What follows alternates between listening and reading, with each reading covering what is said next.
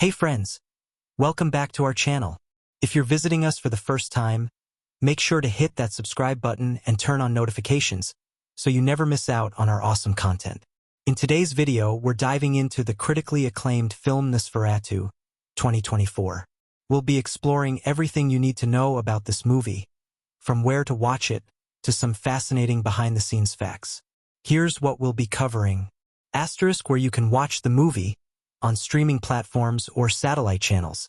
Asterisk interesting facts about the film that you probably didn't know. Asterisk the technical side of the film. The music department, pre-production, filming, and post-production.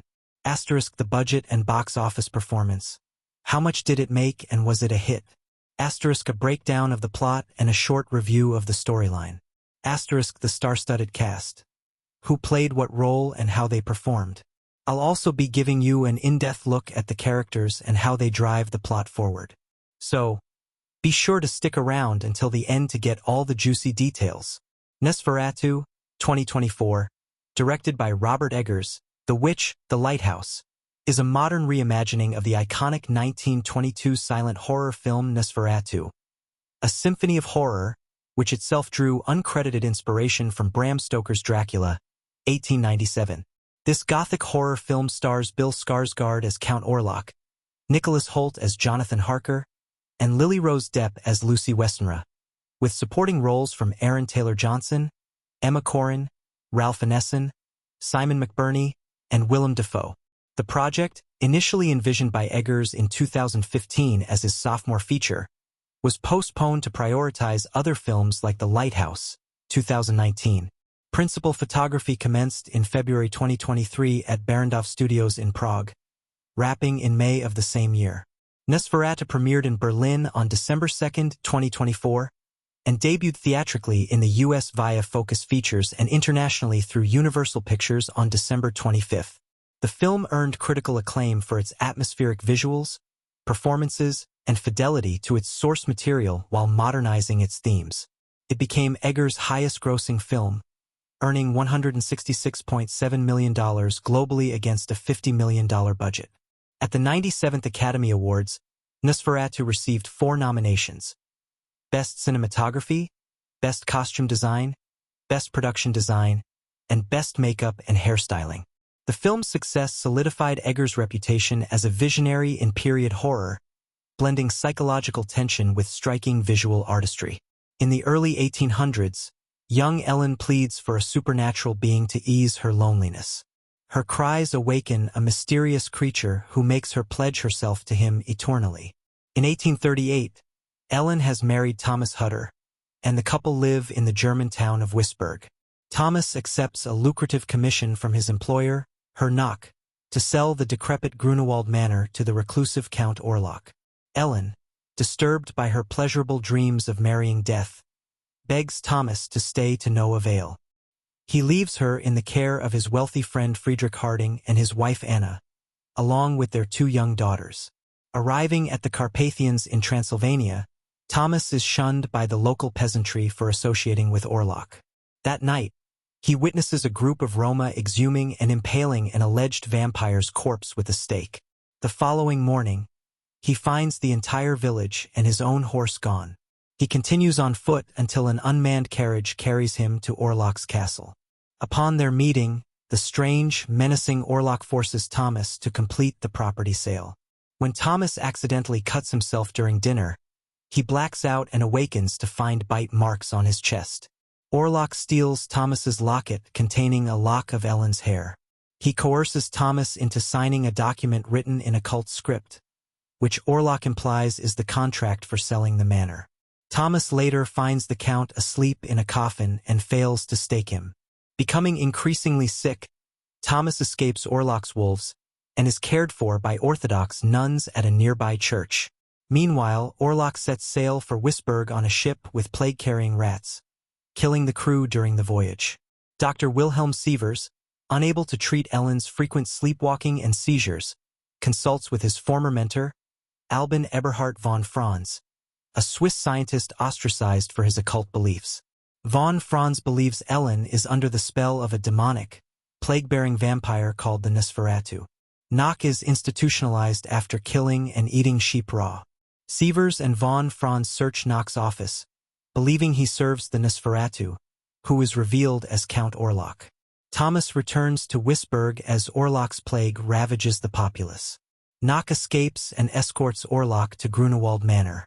Orlok appears to Ellen and confesses that, while he is incapable of love, her pledge has intertwined their destinies and made his desire to possess her insatiable. The document he tricked Thomas into signing is revealed to void the Hutter's marriage.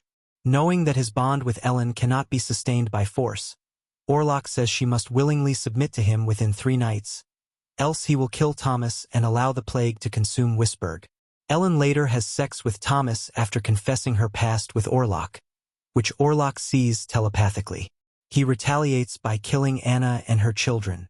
Driven mad with grief, Friedrich dies from the plague while lying with Anna's corpse. Von Franz's research suggests that the Nosferatu can be destroyed by a fair maiden's willing sacrifice.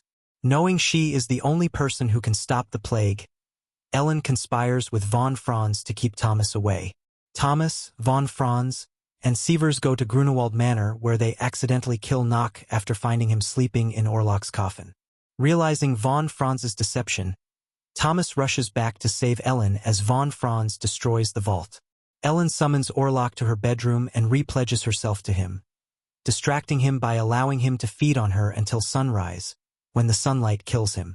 Thomas returns and holds Ellen's hand as she dies, while von Franz confirms that her sacrifice has freed them from the plague and Nosferatu. Cast Lily Rose, Depp, Nicholas Hoult, Bill Skarsgård, Aaron Taylor Johnson, Emma Corrin, Willem Dafoe. Nosferatu stars Lily Rose Depp, Nicholas Hoult, Bill Skarsgård, Aaron Taylor Johnson, Emma Corrin, and Willem Dafoe. * Lily Rose Depp as Ellen Hutter. Described as a pure woman and an angelic wife who, in her lonely youth, sought a guardian angel, a spirit of comfort, anything. This wish opens the door, through a psychic connection, to the Nosferatu, who becomes obsessed with her. Based on Bram Stoker's character Mina Harker, Ellen has a house cat named Greta, whose name is an allusion to Greta Schroeder, who portrayed Ellen in the original 1922 Nosferatu.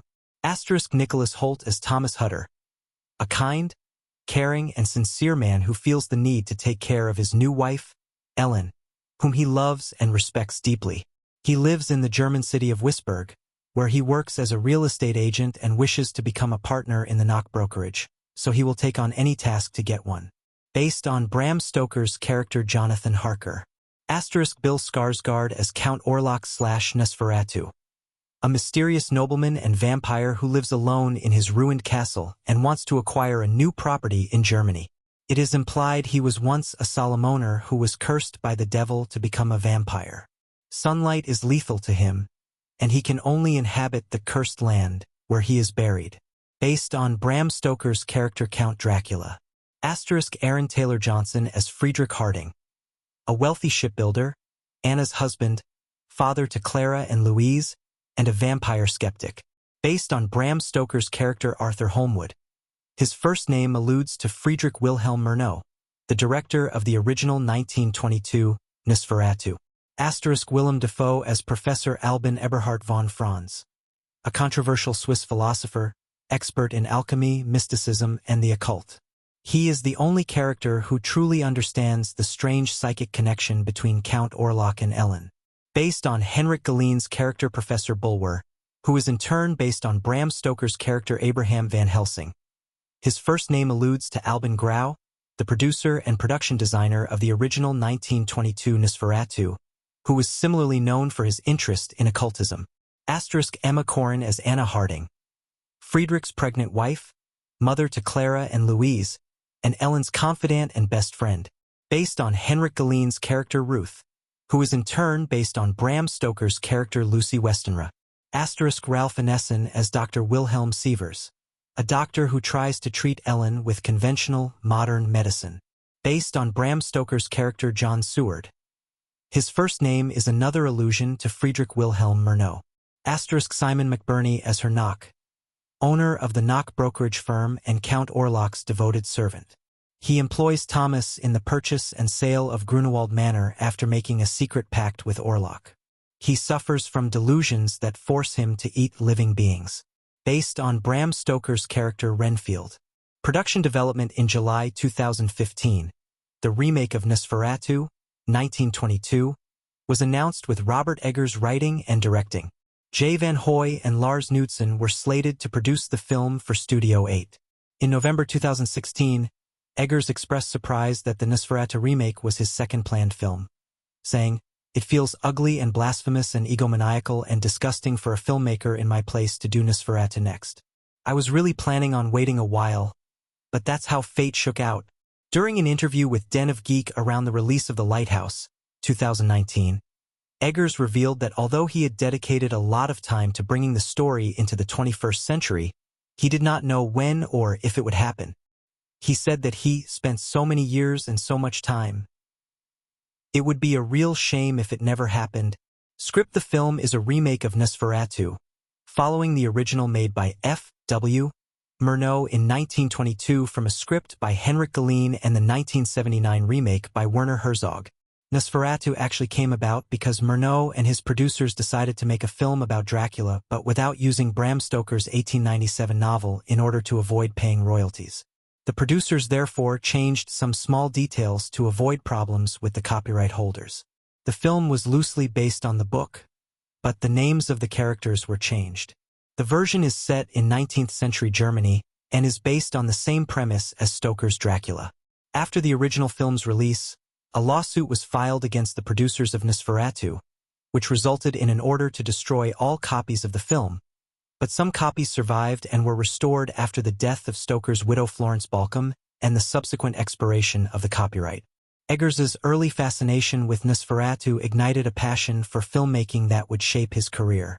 He became inspired by both Henrik Galeen's screenplay and Bram Stoker's 1897 novel Dracula, and with high school classmate Ashley Kelly Tata, adapted the story for the stage, performing it at their school. Their production caught the eye of Edouard Langlois, who invited them to transfer it to New York's Edwin Booth Theater. Eggers stated that, "Vampirism and Dracula is the thing that I've been thinking about and looking at for a long time. I had read Montague Summers as a teenager and many other authors of vampire lore, but I think until I set out to make Nosferatu, I was still too contaminated by the cinematic tropes. And so, you're infusing things you're reading with cinematic tropes that aren't there.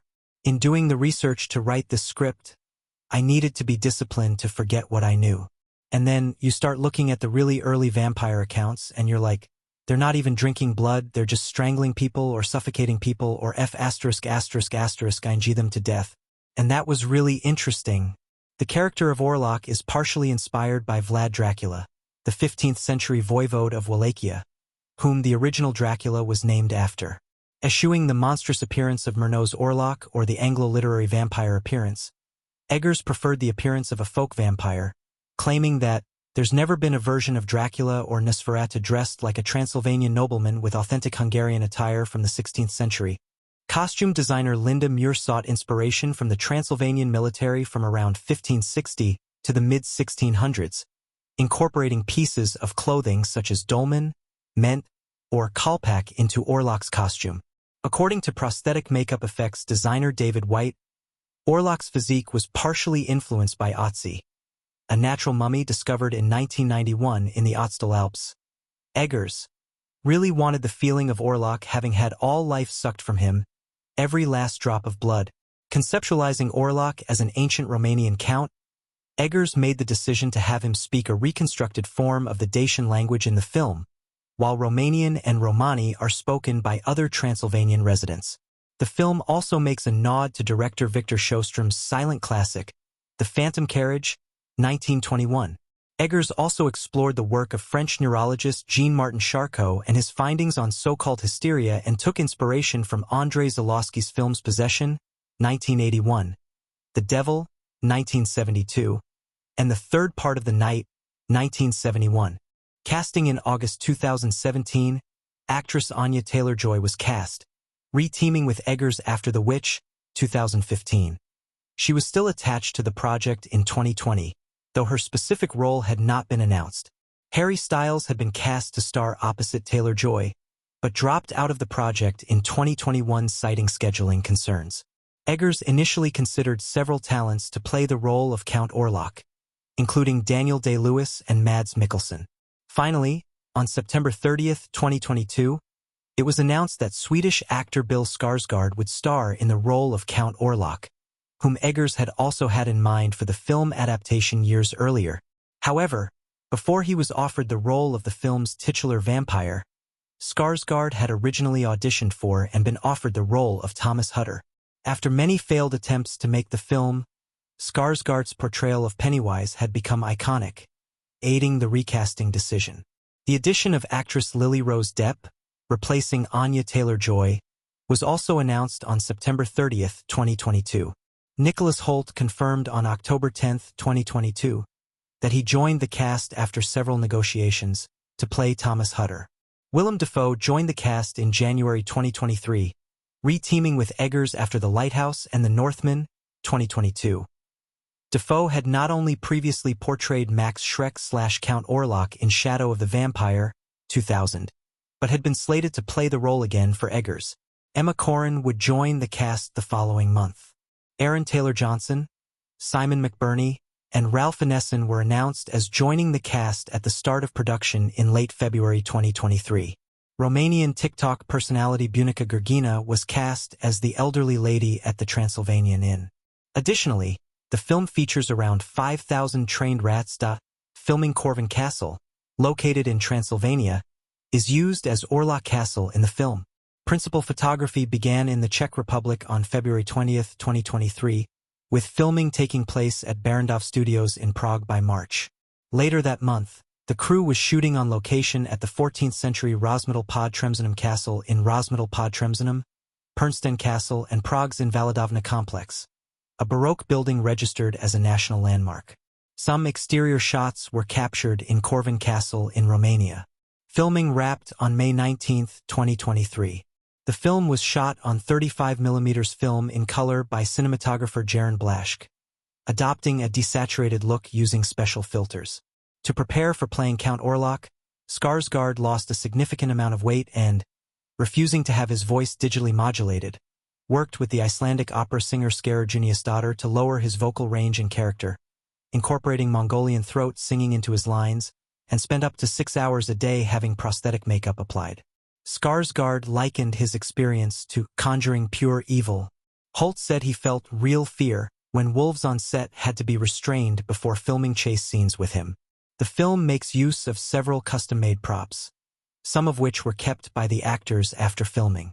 Eggers gifted Depp the prop of Ellen's locket, and Hoult kept and framed Orlok's prosthetic penis worn by Skarsgård in the film. The scene of Hutter's arrival in the Transylvanian village was captured in one take. The sequence is made up of non-professional Romani actors, musicians, and dancers, and features an appearance by Czech musician and actor Jordan Hodge. Roughly 30 takes were filmed of what Eggers said was all very carefully choreographed and rehearsed ahead of time in a warehouse in Prague. The village set was built outside of Prague and was based on the cruise studies of vernacular architecture museums in Romania and Transylvania. The music for Nosferatu, 2024, was composed by Robin Carolyn, a British-Irish film composer and music producer. Carolyn, who made his film scoring debut in 2022 with The Northman, also directed by Robert Eggers, took a distinct approach to the score for Nosferatu. Unlike many horror films that lean on the typical eerie or unsettling motifs, Carolyn focused on capturing the melancholic and tragic elements of the story, giving it a more emotionally complex and haunting atmosphere. Interestingly, Carolyn revealed that his inspiration for some of Ellen's scenes came from obsessive listening to Sky Ferreira's 2019 track, Downhill Lullaby. He mentioned that the song helped him enter a specific mood to create the right vibe for those moments in the film. The first two tracks, Goodbye and Increase Thy Thunders, were released by Backlot Music in late September 2024, and the full soundtrack will be available on vinyl and 2 CDs from Sacred Bones Records and Waxwork Records. The soundtrack includes 43 pieces of music, each carefully crafted to support the film's emotional and narrative depth. British-born Daniel Puro conducts the music, which is praised for its meticulous sound, with Carolyn describing the collaboration with Eggers as almost telepathic. This detail suggests that the two were deeply in sync in bringing the film's auditory and visual elements together. It's interesting to see how music plays such a vital role in Eggers' films, particularly his ability to weave sound with atmosphere and emotion to build a richer narrative experience. Are you a fan of Eggers' soundtracks? His use of music definitely adds an extra layer of tension to his films. It looks like Nosferatu had a high-profile release with its world premiere in Berlin on December 2, 2024, before hitting theaters in the US and internationally later that month. The film was presented in various formats like IMAX and Dolby Cinema, with some screenings even using 35mm film, which gives it a unique retro aesthetic. It's great to see that they kept the classic film's spirit alive while also offering something special for modern audiences. The film also dropped on digital platforms in January 2025, which is typical for reaching broader audiences. It sounds like there's also an extended Blu-ray release planned, so fans of the film and collectors can expect even more content later on. Were you thinking of catching it in theaters or waiting for the home release? Nosferatu has performed impressively at the box office. As of late January 2025, it's grossed $166.7 million worldwide, which is a solid haul for a film with a $50 million budget. It seems to have exceeded early projections, especially with the opening weekend grossing a total of $40.8 million, surpassing expectations. Even though it landed behind heavy hitters like Sonic the Hedgehog 3 and Mufasa, The Lion King, a $21.7 million debut, isn't anything to sneeze at. The film's box office drop-off in subsequent weeks, while typical, still indicates it's had legs, staying in theaters for a while. That steady weekend-to-weekend performance shows there's been a consistent audience interested in its unique take on the Nosferatu story, and perhaps also due to the star-studded cast and Eggers' direction. Were you surprised by the box office reception? It seems like the film's blending of horror and gothic elements really drew people in. The critical reception for Nosferatu seems to be overwhelmingly positive, which bodes well for its staying power in the cultural conversation. The 85% score on Rotten Tomatoes and the solid 78 out of 100 on Metacritic reflect strong approval across the board, with critics highlighting its mesmerizing direction by Robert Eggers and the performances, particularly from Lily Rose Depp. The film clearly continues Eggers' track record of crafting visually stunning and thought-provoking horror, with critics noting the film's ability to balance repulsion and seduction, which are key themes in the Nosferatu mythology. The comments on the film's ability to build tension and maintain a hypnotic atmosphere, especially its spellbinding power, are telling of Eggers' mastery of pacing and atmosphere. That's a hallmark of his work, especially when you think of the oppressive mood in The Witch and The Lighthouse. On the audience side, the B- grade from CinemaScore suggests that while the critics are enamored with the film, the general public might have a more mixed reception, though that's not uncommon for horror films that lean into more atmospheric or slower-paced storytelling. Did you have a chance to check out the film yet? From what you've read so far, it sounds like Eggers has really delivered something special. It's great to see such enthusiasm from other filmmakers, especially from those who know how challenging it can be to bring a film like Nosferatu to life. David Lowery's take is interesting because he highlights that sense of joy within the bleakness, which could be a clue to how Eggers manages to balance the grim with something that feels alive and compelling. That kind of playful engagement with dark material is something that's often present in Eggers' work, so it's cool to hear Lowery pick up on it. Sean Baker's praise is equally strong, especially calling for Lily Rose Depp and Nicholas Hoult to get nominations. If their performances really stood out like that, it shows just how much Eggers' direction is pulling from his actors. He's really getting the most out of his cast. Given Eggers' meticulous attention to detail, you can imagine how the cinematography, score, and production design all work in tandem to create something truly immersive. Have you seen any reactions from fans or regular audiences to see if they're on the same page as these filmmakers? The American director Robert Eggers has a gift for cinema that goes beyond storytelling, instead tipping into the creation of whole immersive worlds. Watch The Lighthouse, 2019, and you can almost feel the sea spray flaying your skin and fraying the edges of your sanity.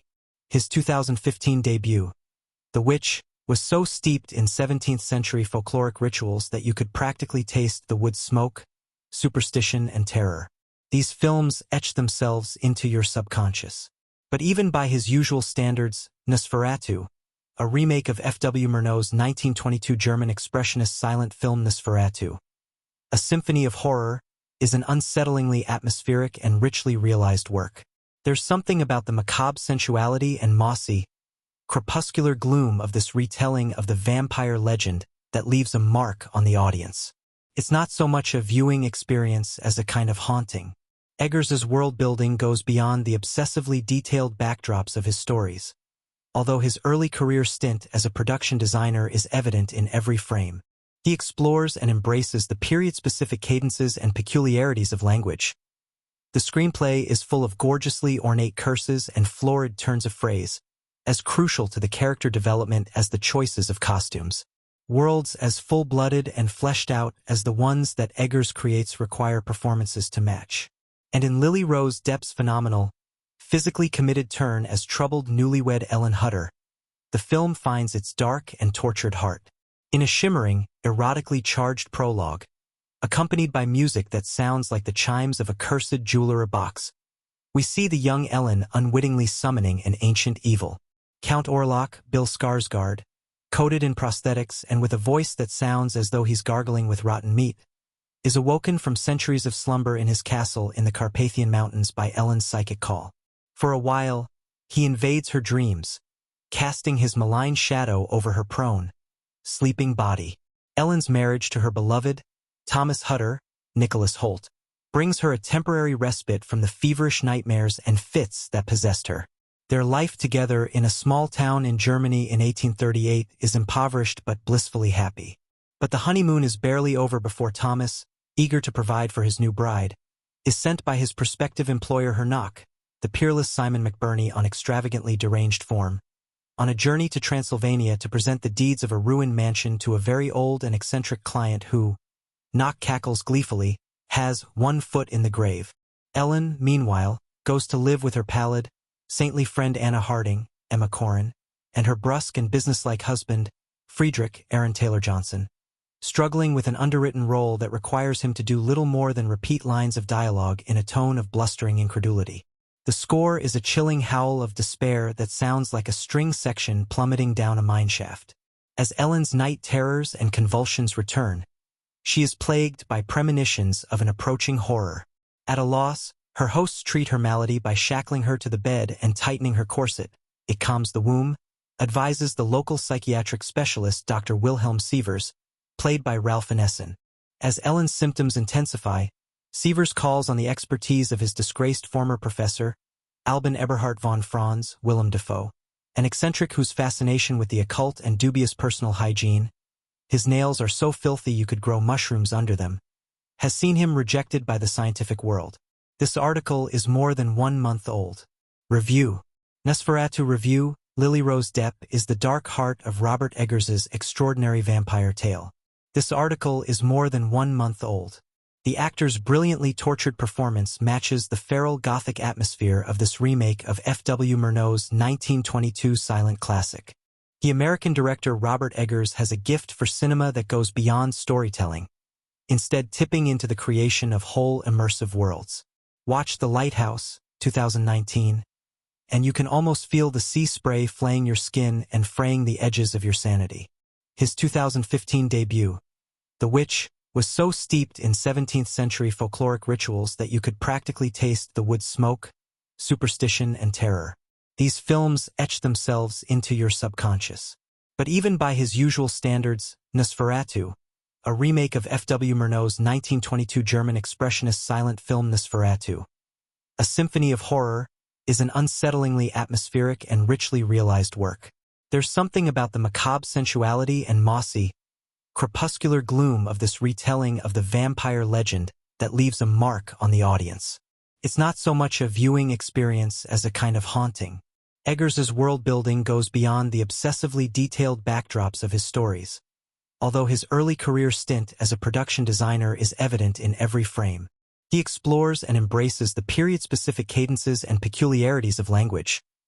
The screenplay is full of gorgeously ornate curses and florid turns of phrase, as crucial to the character development as the choices of costumes. Nicholas Hoult and Lily Rose Depp in Nosferatu. Photograph. Aidan Monahan / Copyright 2024 Focus Features. Worlds as full-blooded and fleshed out as the ones that Eggers creates require performances to match. And in Lily Rose Depp's phenomenal, physically committed turn as troubled newlywed Ellen Hutter, the film finds its dark and tortured heart. In a shimmering, erotically charged prologue, accompanied by music that sounds like the chimes of a cursed jeweler box, we see the young Ellen unwittingly summoning an ancient evil. Count Orlok, Bill Skarsgård, coated in prosthetics and with a voice that sounds as though he's gargling with rotten meat, is awoken from centuries of slumber in his castle in the Carpathian Mountains by Ellen's psychic call. For a while, he invades her dreams, casting his malign shadow over her prone, sleeping body. Ellen's marriage to her beloved, Thomas Hutter, Nicholas Hoult, brings her a temporary respite from the feverish nightmares and fits that possessed her. Their life together in a small town in Germany in 1838 is impoverished but blissfully happy. But the honeymoon is barely over before Thomas, eager to provide for his new bride, is sent by his prospective employer Herr, the peerless Simon McBurney on extravagantly deranged form, on a journey to Transylvania to present the deeds of a ruined mansion to a very old and eccentric client who, Knock cackles gleefully, has one foot in the grave. Ellen, meanwhile, goes to live with her pallid, saintly friend Anna Harding, Emma Corrin, and her brusque and businesslike husband, Friedrich Aaron Taylor Johnson, struggling with an underwritten role that requires him to do little more than repeat lines of dialogue in a tone of blustering incredulity. The score is a chilling howl of despair that sounds like a string section plummeting down a mineshaft. As Ellen's night terrors and convulsions return, she is plagued by premonitions of an approaching horror. At a loss, her hosts treat her malady by shackling her to the bed and tightening her corset. It calms the womb, advises the local psychiatric specialist Dr. Wilhelm Sievers, played by Ralph Ineson. As Ellen's symptoms intensify, Sievers calls on the expertise of his disgraced former professor, Albin Eberhard von Franz, Willem Dafoe, an eccentric whose fascination with the occult and dubious personal hygiene, his nails are so filthy you could grow mushrooms under them, has seen him rejected by the scientific world. It's an extraordinary achievement. Eggers balances themes of feral abandon and wild, perverse urges against a tightly controlled, incremental buildup of unspeakable dread. He allows flashes of grim comedy but then follows them with moments of pure terror.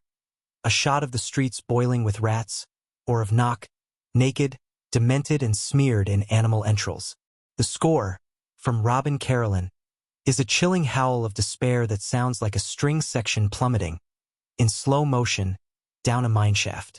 But the arresting drama of the film's photography is the picture's most distinctive element. Scene transitions are exquisite. The camera rests on a shrine full of crucifixes, a feudal bastion against Orlok's vile presence. Then Eggers cuts to another cross, this time the intersection of empty roads. Some frames are drenched in vivid hues, crimson red features heavily, but much of Jaron Blaschke's cinematography is drained of color, like the bloodless husk of one of Orlok's snacks. There's a terrible beauty to it all and a seductive. In each of his first 3 films, Robert Eggers has increasingly solidified his position as a day-one director for me, one of those who, come hell or high water, I will find myself sitting in the theater on the first day of his movie's release, if not earlier.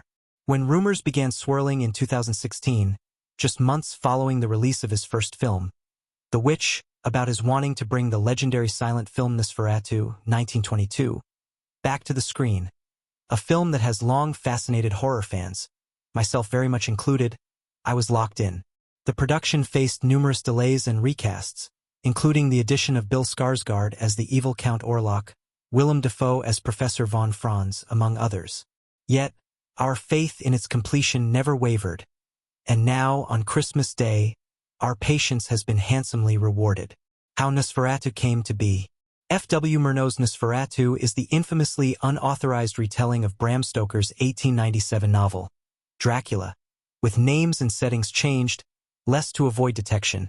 The opening credits brazenly acknowledge it's being adapted from the novel, than to make it more palatable to the German audience for whom it was made. If not for at least one brave soul who defied the court order to destroy all existing prints of the film following the copyright suit brought by Bram Stoker's widow, Nosferatu might have become nothing more than a footnote in cinematic history, rather than one of the flagship examples of German expressionist film. While Dracula remains an iconic literary cornerstone, it's Nosferatu we have to thank for the richness of a text that so acutely reflects the anxieties of a post-pandemic, post-Great War German society. Not to mention the foreshadowing of a widely considered subconscious or at least incidental anti-Semitic sentiment in Northern Europe. Because of this, there are precious few directors I'd have trusted with reviving this story, particularly given the general disdain moviegoers have for the modern Hollywood reboot machine. Eggers, though, with his meticulous attention to detail and his well-documented passion for Murnau's film, would have been my first, if not only, choice.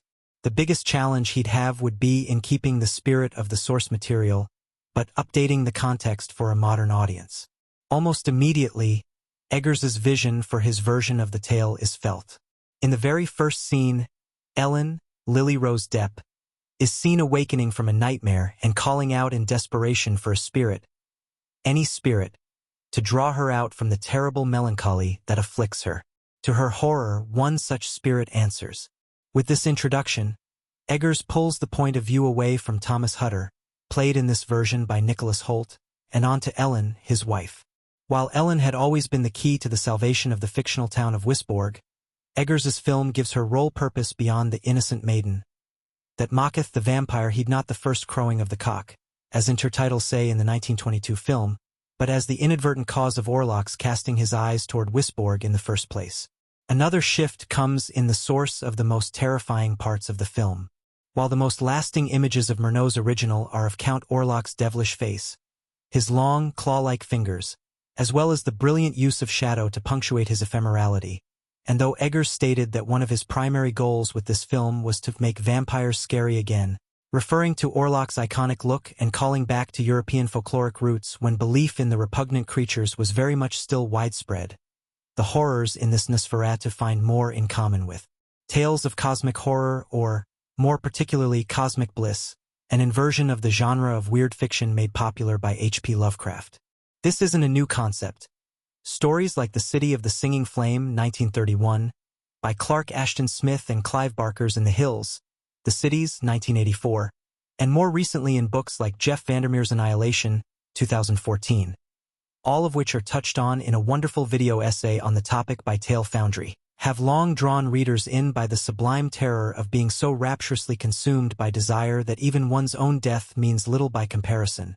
But it's a fear that, perhaps because it coincides so well with religious zealotry, feels ever relevant, and its increased use among horror writers proves its resonance with readers.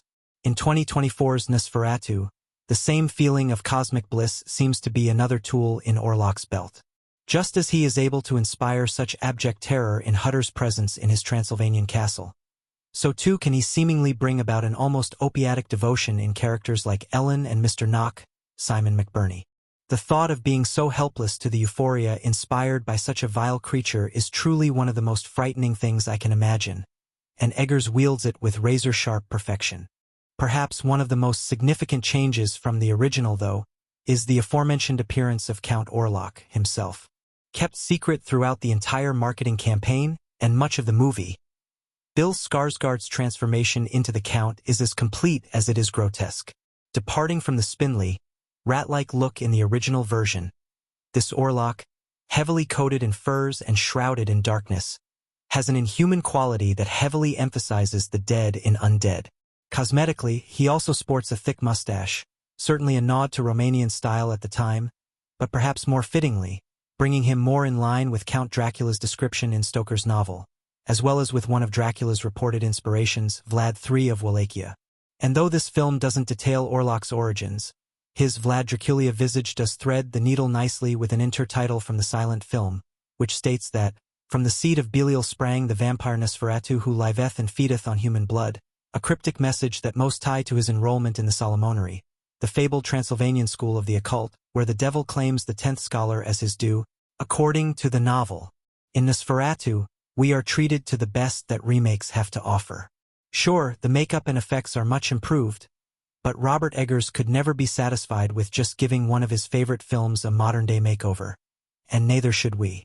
Nosferatu 2024 works alongside its predecessor, opening a conversation across more than a century of film, inviting a new generation of film lovers to seek out a movie and character that until now, they might only have known by way of a cameo in SpongeBob SquarePants. Nosferatu is a terrifying and beautiful tribute to what is, to this day, one of the greatest and most influential horror films ever made. And as can only be expected of its director, it demands to be seen on as big a screen as you can manage. Asterisk. It's high time we admit it. The debate over whether or not Die Hard is a Christmas movie is universally exhausted. Obviously, it is. Let it die hard. However, we now have a new object of debate.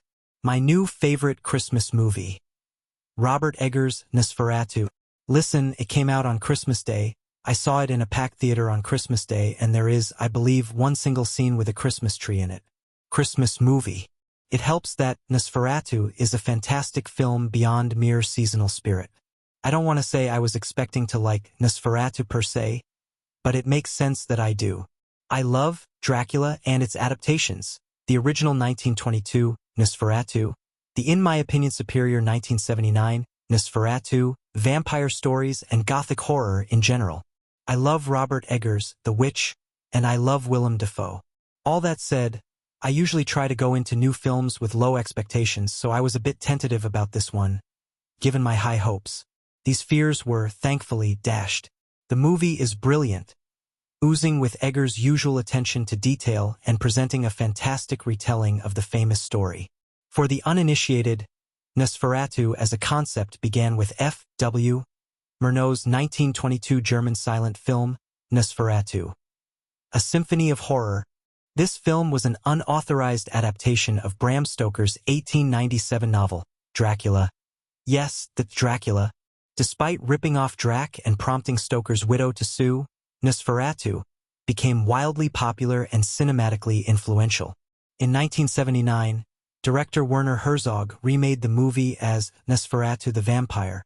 This one is still my favorite of the three films, but only because I love all three of them so much. Now that we're caught up, we can talk about the nuts and bolts of Eggers' version. 2024's Nosferatu is, first and foremost, a remake of the two aforementioned films. This places the film in a bit of a box, as Eggers cannot deviate too much from the other movies without seeming unfaithful. However, he also cannot remain too similar to the previous films without seeming redundant. Eggers rides this line perfectly. Nosferatu is not my favorite Dracula adaptation, nor is it technically the most impressive film based thereupon, though it is close. But it's definitely the most effective film I've ever seen at capturing the tone and atmosphere of Dracula. The film is an effective horror movie, yes, but it's also a dark tragedy. This is what makes it so special in my eyes. While other adaptations tend to lean into horror or camp, Eggers' latest work leans into the sorrow at the original novel's core. God forbid I write this review without talking about Count Orlok. After years of being relegated to cereal boxes and Scooby-Doo gags, this film makes the Count of many names scary again. Bill Skarsgård plays him to perfection, disappearing completely into the role in a way no other Count actor has. The way Orlok's voice is mixed in the film's soundtrack is just incredible. Honestly, the sound design of the movie as a whole is awesome. If it doesn't get at least a Best Sound nomination at this year's Academy Awards, I'll be incensed. Beyond the technical aspects of Nosferatu, it was a simple blast to see on the silver screen. Nothing quite beats experiencing a great movie in a full theater on Christmas and hearing the audience scream, gasp and laugh at a story with which you're all too familiar. I love that this movie brought Orlok/Dracula back into the mainstream. Speaking of, this is the first proper large-scale gothic horror film I've seen in a long time. We should make more of these. It's definitely my favorite horror subgenre, and it gets brushed over by movie studios who instead fill their slate with worthless cash grab slashers and sequels just because it requires more money and effort to get right. But when it's gotten right, it's immaculate. See Nosferatu, and, for that matter, see Nosferatu, preferably in a packed theater at night. Robert Eggers' Nosferatu is a cryptic, beautiful, and unsettling experience, transporting in the purest way. The writer-director of The Witch, The Lighthouse, and The Northman is a rare filmmaker who seems capable of putting his modern consciousness aside when telling stories. There are no metaphors or analogies, only uncanny things that actually happen. Witches exist, curses and prophecies are real, and a vampire is a monster with the ability not just to shift shapes and drink blood, but distort the fabric of reality through force of pure evil. Eggers's Nosferatu feels as if it's being told by the vampire himself or one of his victims. A low, rumbling, moaning sound is a constant presence on the soundtrack. The camera flies or drifts or floats towards castles, through hallways, and into rooms where people are tossing and turning in the grips of nightmares. A giant shadow falls across a painterly 19th-century German and Eastern European landscapes that simultaneously look real and like miniatures. This version of Nosferatu is actually a fusion of two sources: the original 1924 silent film Nosferatu, a symphony of horror directed by F.W. Murnau, and Bram Stoker's novel Dracula and the 1932 Todd Browning movie that adapted it. Maybe we should say that there are three main sources. Another major influence is Francis Coppola's silent film-influenced yet Japanese sci-fi/fantasy-looking 1992 movie, Bram Stoker's Dracula, which oddly bore little relation to Bram Stoker's book, despite the proprietary title. Eggers's main borrowing from Coppola's movie is the Across Oceans of Time. Ellen Hutter, Lily Rose Depp, whom the monster sees as his soulmate, and whose sleeping and waking consciousness he invades with escalating force. The author and podcaster Robert Calhoun suggests that Coppola might have lifted that bit from The Mummy.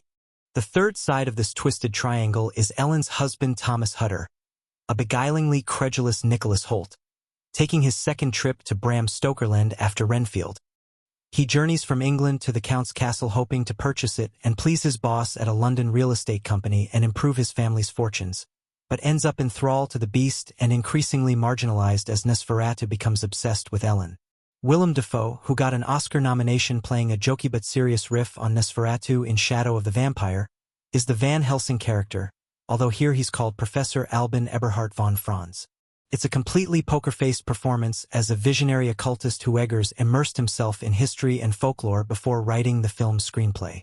As a result, there's a good chance you're going to see elements of vampire mythology that you haven't encountered in a movie before, mainly because so many vampire movies are based primarily on other vampire movies rather than on books or academic articles. There is a drawing of the essence of the thing that the heroes are facing that bears little relation to the face of evil Nosferatu assumes when speaking to mortals. You'll see the essence in time. It's deeply grotesque, a predatory mammal with humanoid qualities. The human form that Nosferatu takes here is something new, not like the fanged, bald, taloned incarnation shown in other takes on Murnau's original. He's almost like an evil nutcracker figure, and he actually seems to be dead or undead. His flesh has a grayish, just about turned color. Skarsgård has created an amazing voice for him, deep and rumbling, self-involved and profoundly depressed. I don't know what the filmmakers did to achieve this, but in a theater with a good sound system, the voice seems to be coming from nowhere and everywhere. You could probably make a case that Skarsgård has been typecast in horror films since it, but some of the greatest actors in cinema history were typecast in horror, and with the fullness of time we realize what a great gift it was. He seems to be turning into the 21st century's answer to Lon Chaney, the silent film actor who physically altered himself to disappear into visually distinctive and disturbing characters. This is the best work he's done yet. You don't think of it as a performance, but a repugnant yet strangely mesmerizing obscenity, excavated from a tomb and placed in front of the camera. You can practically smell the rot. Depp is just as impressive in her own way. Though she doesn't get encrusted with pounds of prosthetics like Skarsgård, she twists and shakes and shimmers with her body and limbs to manifest the idea of Nosferatu's evil invading her. Reportedly, all of Depp's contorting was done without help from visual effects. If that's the case, I hope she has a good chiropractor. In the end, it's really this character's movie, because she knows and feels things that no one else does. As is the case in all of Eggers' movies, there is no standing outside of the story, much less the era, and laughing at how primitive it all is. This is a movie filled with people who have never heard of Sigmund Freud or Carl Jung. The director does a brilliant job of making us feel as if he hasn't heard of them, either that the plethora of analyzable images and references are a happy accident rather than the result of superimposing research onto narrative. The movie is also fascinating as a kind of sideways history lesson.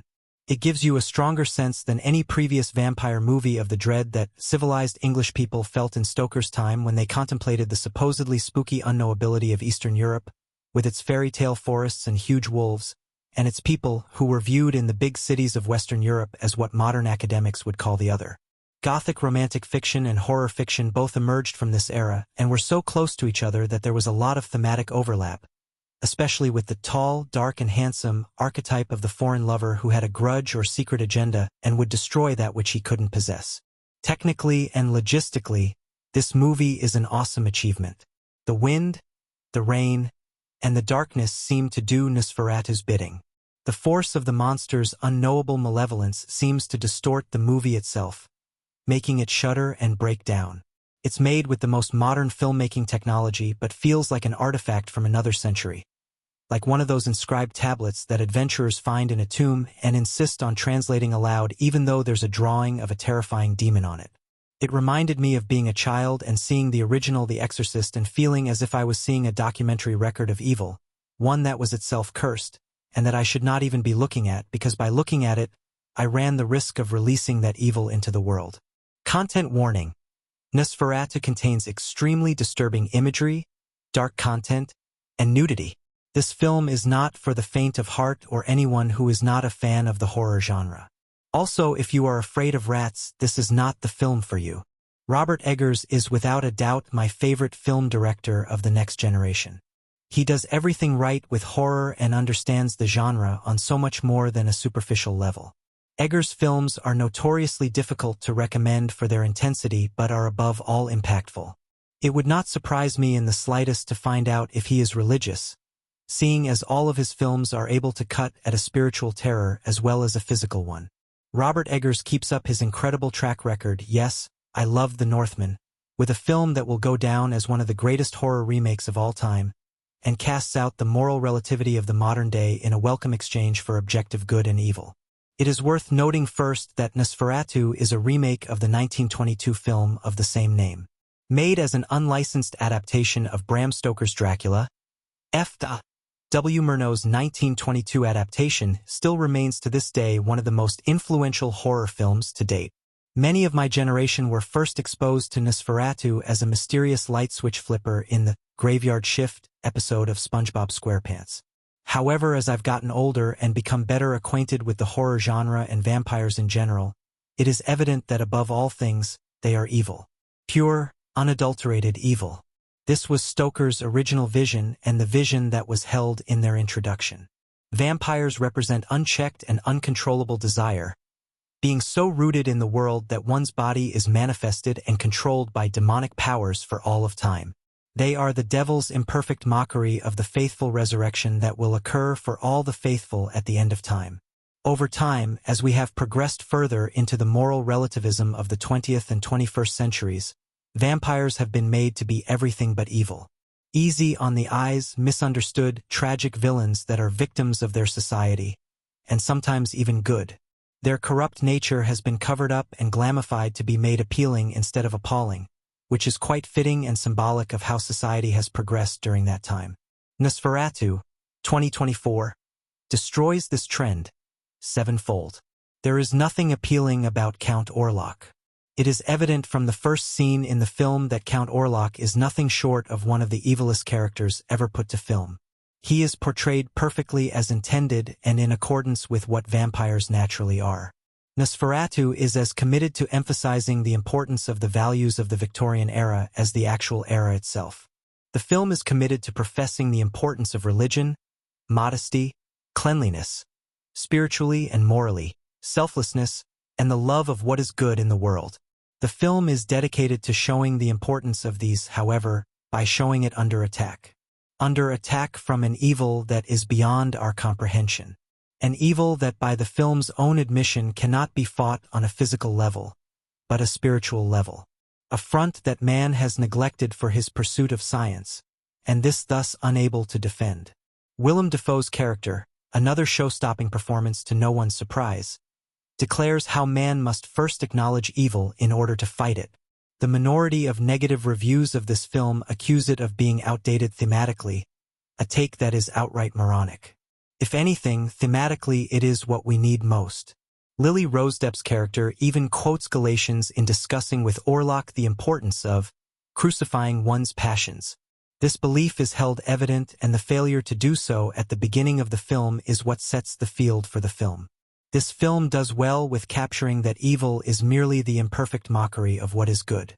So many images and scenes reminded me of something good, but looking in this ugly interpretation of what is good by the evil within this world, it was very clear the intent was to show that evil can only distort and corrupt.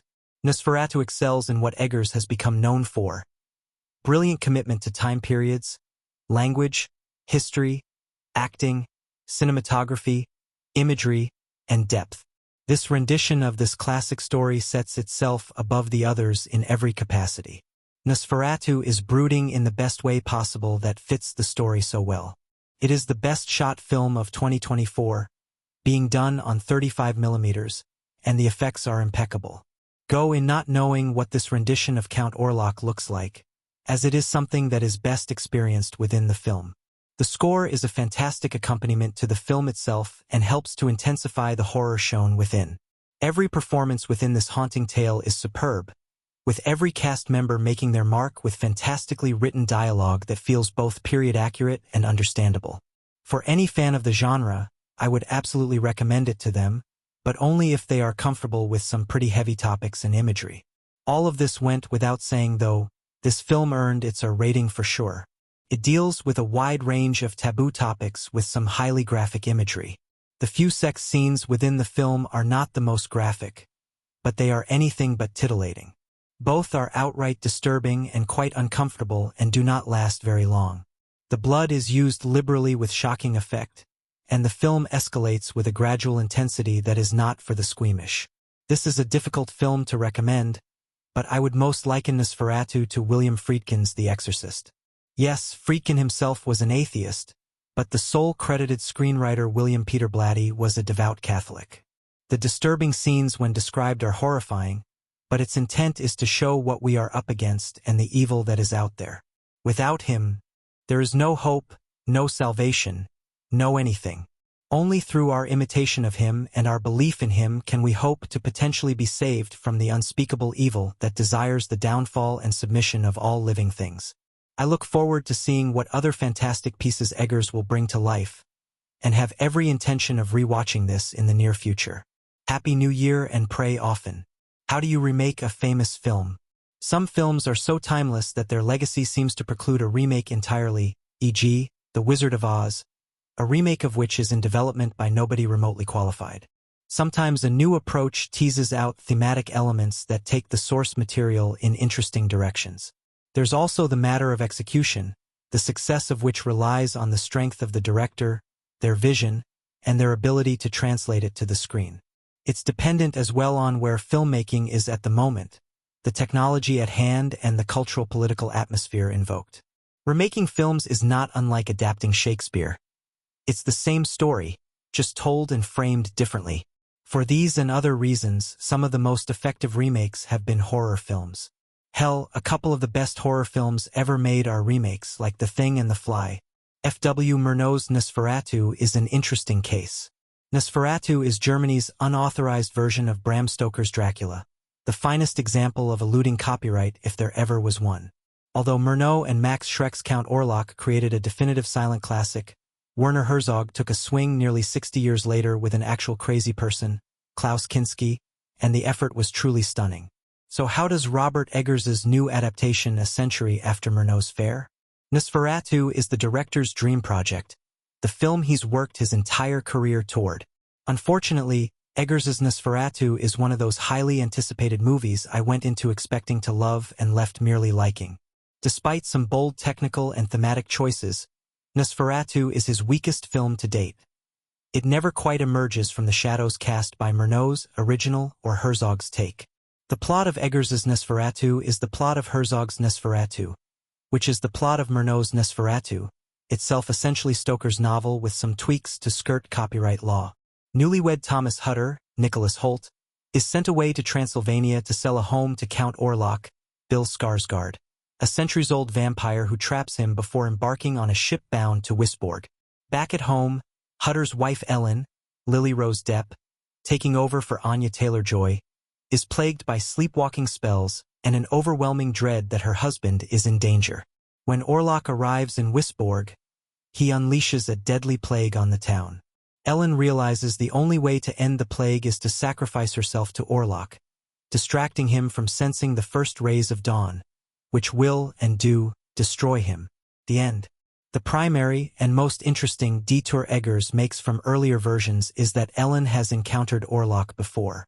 Nosferatu opens on a sobbing young Ellen praying for an angel of comfort. What she summons instead is Orlok, who ravages her in an estate garden to a convulsive orgasm. It's a darker spin on the reincarnated romance Francis Ford Coppola added to his otherwise faithful 1992 adaptation of Stoker's novel. A psychic connection between vampire and victim that goes beyond Isabella Johnny's premonition of evil in 1979. Though the role was clearly written for Taylor-Joy, Depp meets its demands with a hysterical fervor I didn't know she was capable of. For those keeping track, this is the second film in 2024 inspired by a Johnny's performance in Possession. And of course, there's Skarsgård's Orlok. The actor has clearly found a niche in horror films that require him to wear heavy prosthetics. Playing Orlok is only fitting to the point of typecasting. Like Nick Cage's Longlegs, teasing Skarsgård's transformation provided the bulk of Nosferatu's marketing campaign. Even the movie milks the anticipation for all it's worth, not presenting Orlok in his full corpse-like glory until about 40 minutes in. But how Skarsgård takes to the character in appearance and demeanor isn't what I fixated on. What's more pertinent is what Orlok means in Eggers's film. Aside, Murnau's Orlok is presented as the ultimate other. Shrek's performance is so inhuman that Eggers's Van Helsing, Willem Dafoe, perfect, no notes, played the actor as an actual bloodsucker in Shadow of the Vampire. In Herzog's remake, Orlok becomes a tragic figure doomed to a loveless eternity, as well as the representative of a pestilence that upends bourgeois social order, or, depending on interpretation, a haunting specter of fascism in post-war Germany. So what does Count Orlok represent in Eggers's iteration? Ellen outright tells you, he is her shame, the baseline from which all female sexuality is formed. Her love for Thomas is pure, acceptable by 19th-century mores that designated women as their husband's legal property. Orlok is an unwanted force against that sexual repression, a violent assault on Ellen's chastity that erupts in uncontrollable bodily fits. But is this enough to make the film stand on its own? Make no mistake, Eggers's Nosferatu is assured filmmaking from a director confident in his vision. Jaron Blasch's cinematography is appropriately shrouded in darkness. Even if a couple shots are a bit too dark to see, the camera gliding through 60-odd sets impeccably designed by Craig Lathrop. Linda Muir's costuming represents some of her best work, though you'd be forgiven if the flowery bonnets, puffy sleeves, and top hats remind you of the Muppets' Christmas Carol. Eggers has never been one to skimp on craft, and Nosferatu provides an appropriate sandbox for his sensibilities. And yet the end result is rather safe and risk-averse compared to its predecessors. Eggers's take is a little too buttoned up, too clean, too refined. The menacing ambience and jarring eccentricities proffered by the 1922 and 1979 versions are what make those films so frightening. Though bound to the technical limitations of silent filmmaking, Murnau's original employs German expressionist anti-realism to cultivate atmosphere. A shadowy hand seizing a lovely throat, which both Herzog and Eggers pay homage to, and stop-motion photography for Orlok's otherworldly movements. Along with opening on real mummified corpses, Herzog's version is accompanied by a constant droning noise that puts you at perpetual unease to the point of nausea. By contrast, Eggers, a self-described history buff, is a bit too enamored with historical realism. On the one hand, this means wading into archaic, i.e. misogynistic medical practices used to treat hysteria. Ellen must not only be drugged and restrained at all times, but she must keep her corset on. On the other hand, this commitment to realism is an aesthetic choice that deters Eggers from making his film truly abject. There's blood, vomit, all kinds of unnatural bodily contortions, and a shit ton of rats. But it's all there as if by obligation rather than any real desire on Eggers's part to shock, unnerve, or disgust. My criticisms notwithstanding, I'm truly happy Eggers got to complete his dream project. Murnau's Nosferatu is clearly dear to his heart, a source of inspiration since he was 9 that led him to making his own horror classics, The Witch and the Lighthouse. This passion translates on screen, and I'd much rather watch a remake made by someone who loves and was inspired by the source material than some director for hire whose only allegiance is to money-hungry producers. I just wish Eggers put a little more bite into it. Robert Eggers realizes a lifelong dream in reimagining the tale of Count Orlok, with spellbinding results. Obert Eggers' preoccupation with history has been portrayed in some corners as an excessive fussiness, a persnickety need for granular accuracy that's cast him as the de facto foil to the DGAF anachronist Chad Ridley Scott. If the point of all Eggers' research was so superficial as to just get everything right for the sake of rightness, the result would merely be period pieces that look and feel like no others, imbued with a primal potency drawn from little depicted crannies of time when the earth was a dirtier, more ignorant, more elemental place. The past is a foreign country, and Eggers has continued exploring its obscurest outlands less for the minutiae than for his aspiration to a deep, holistic immersion in antiquated perspective. Where so many filmmakers revisit years gone by to relitigate old sins with new moralities, his final goal is total transportation into customs, beliefs, and value systems unfamiliar to the now. The Witch quaked before a crude Christianity with a mix of fear, resentment, and ecstasy. In The Lighthouse, the fabled seafarer's madness grows tangible and visible. Berserk with rage, the Northman concludes that revenge is actually perfectly fine and a great way to solve one's problems. In the case of his sumptuous new resurrection of Nosferatu, Eggers has indeed filled his austere Czech soundstages with lovingly sourced Biedermeier furniture that would have been found in well-appointed homes of the mid- to late 19th century.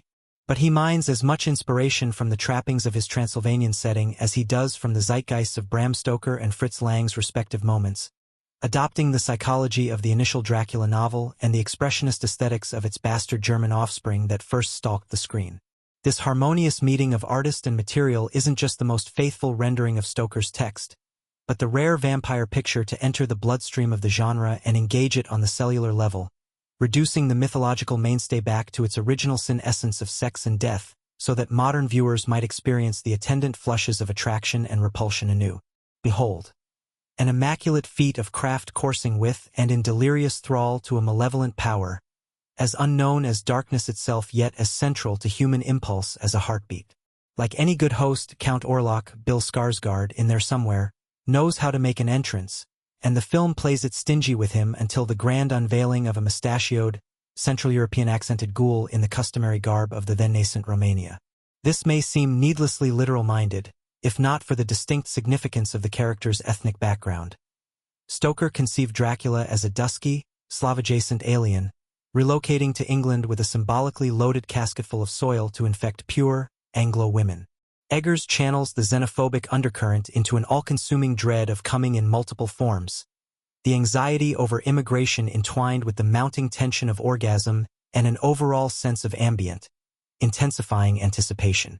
The more tedious quirks of Stoker's plotting, the inordinate number of pages spent on the finer points of estate contract law, the wheel-spinning interlude at sea, our hero's constant difficulty in figuring out where Dracula is at any given time, all find fresh purpose in the horrible lurch of expectation by which Orlok unites with his designated maiden Ellen, Lily Rose Depp, comporting herself with appropriate tremulousness in the role Anya Taylor-Joy was born to play, and very nearly did.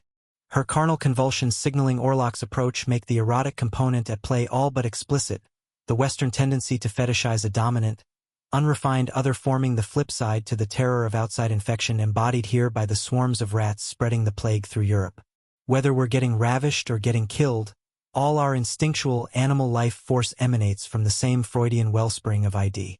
Trouble Every Day, the greatest non-Nosferatu vampire film of all time, also teaches us this. It is this critic's opinion that all the best movies do. Eggers cloaks this rich concept in the threadbare finery of silent cinema, employing sophisticated methods to reproduce the jagged simplicity of the form's early days. It may have been straightforward enough to design the rows of Wisborg houses for the blackened asymmetricality associated with German Expressionism, its coolest pop evocation since the early days of Tim Burton. Tapping CGI to make Orlok's shadow blanket the town where Murnau used miniatures in Faust is more inspired.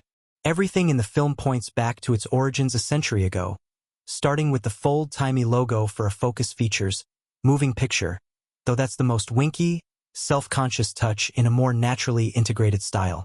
Even beyond their caking with makeup to boost the skin's pallor and dark rings about the eyes, the faces of Nicholas Hoult as Ellen's cucked solicitor husband Thomas, and Willem Dafoe as the monster expert cum mad scientist von Franz, look right in place in a bygone epic of cinema, their features every bit as dramatic and defined as Max Schreck's or Conrad Veights. Do you not think that there are things which you cannot understand, and yet which are? That some people see things that others cannot? Asks Van Helsing to an incredulous Harker deep in Stoker's novel. That great, looming, overwhelming question mark of the incomprehensible continues to torment Eggers. It makes Thomason levitate at the end of The Witch. It's there in the Fresnel lens of the titular lighthouse, and the Northman's screaming Valkyrie gallops toward it on horseback. And even as Nosferatu broadly follows the rhythms of horror as we know them, with a killer picking off victims until a final confrontation against a hardy heroine, it grasps at this unholy ecstatic ascendance with long, yellowed fingernails. Its entwined torrents of pain and pleasure chart the boundaries of sensation in a buttoned-up age, and allow us back in the present to be scandalized by its raw, visceral, in the definitional, from-the-gut sense, hungers as if for the very first time. The opening sequence observes one very young girl as she desperately prays for the love and protection of her guardian angel. Instead, she attracts something much more sinister. A distorted, disembodied voice begins to take control of young Ellen Hutter, Lily Rose Depp, filling her mind and body with darkness. Later in the 1830s, when she's grown and newly married, Ellen finds herself haunted once again. She pleads with her new husband, real estate agent Thomas Hutter, Nicholas Hoult, not to travel east on his planned perilous journey. Yet desperate to finalize a sale and make his fortune, he embarks anyway. The destination? Transylvania. There, he enters into a contract with the grotesque Count Orlok, Bill Skarsgård. Unbeknownst to Thomas, however, he inadvertently signs Ellen over, much as you might sign the change of ownership section on the back of a vehicle registration certificate. Now this demonic being, Orlok sets sail to claim his bride, bringing with him a deadly plague. With Thomas overseas, and with no fortune to call her own, Ellen remains in the care of Thomas's friend Friedrich Harding, Aaron Taylor Johnson, living with his doting wife Anna, Emma Corrin, and their two young daughters. But as Orlok's power grows, Ellen's condition deteriorates. Her awkwardly sensual fits and erratic behavior lead them to call in a doctor.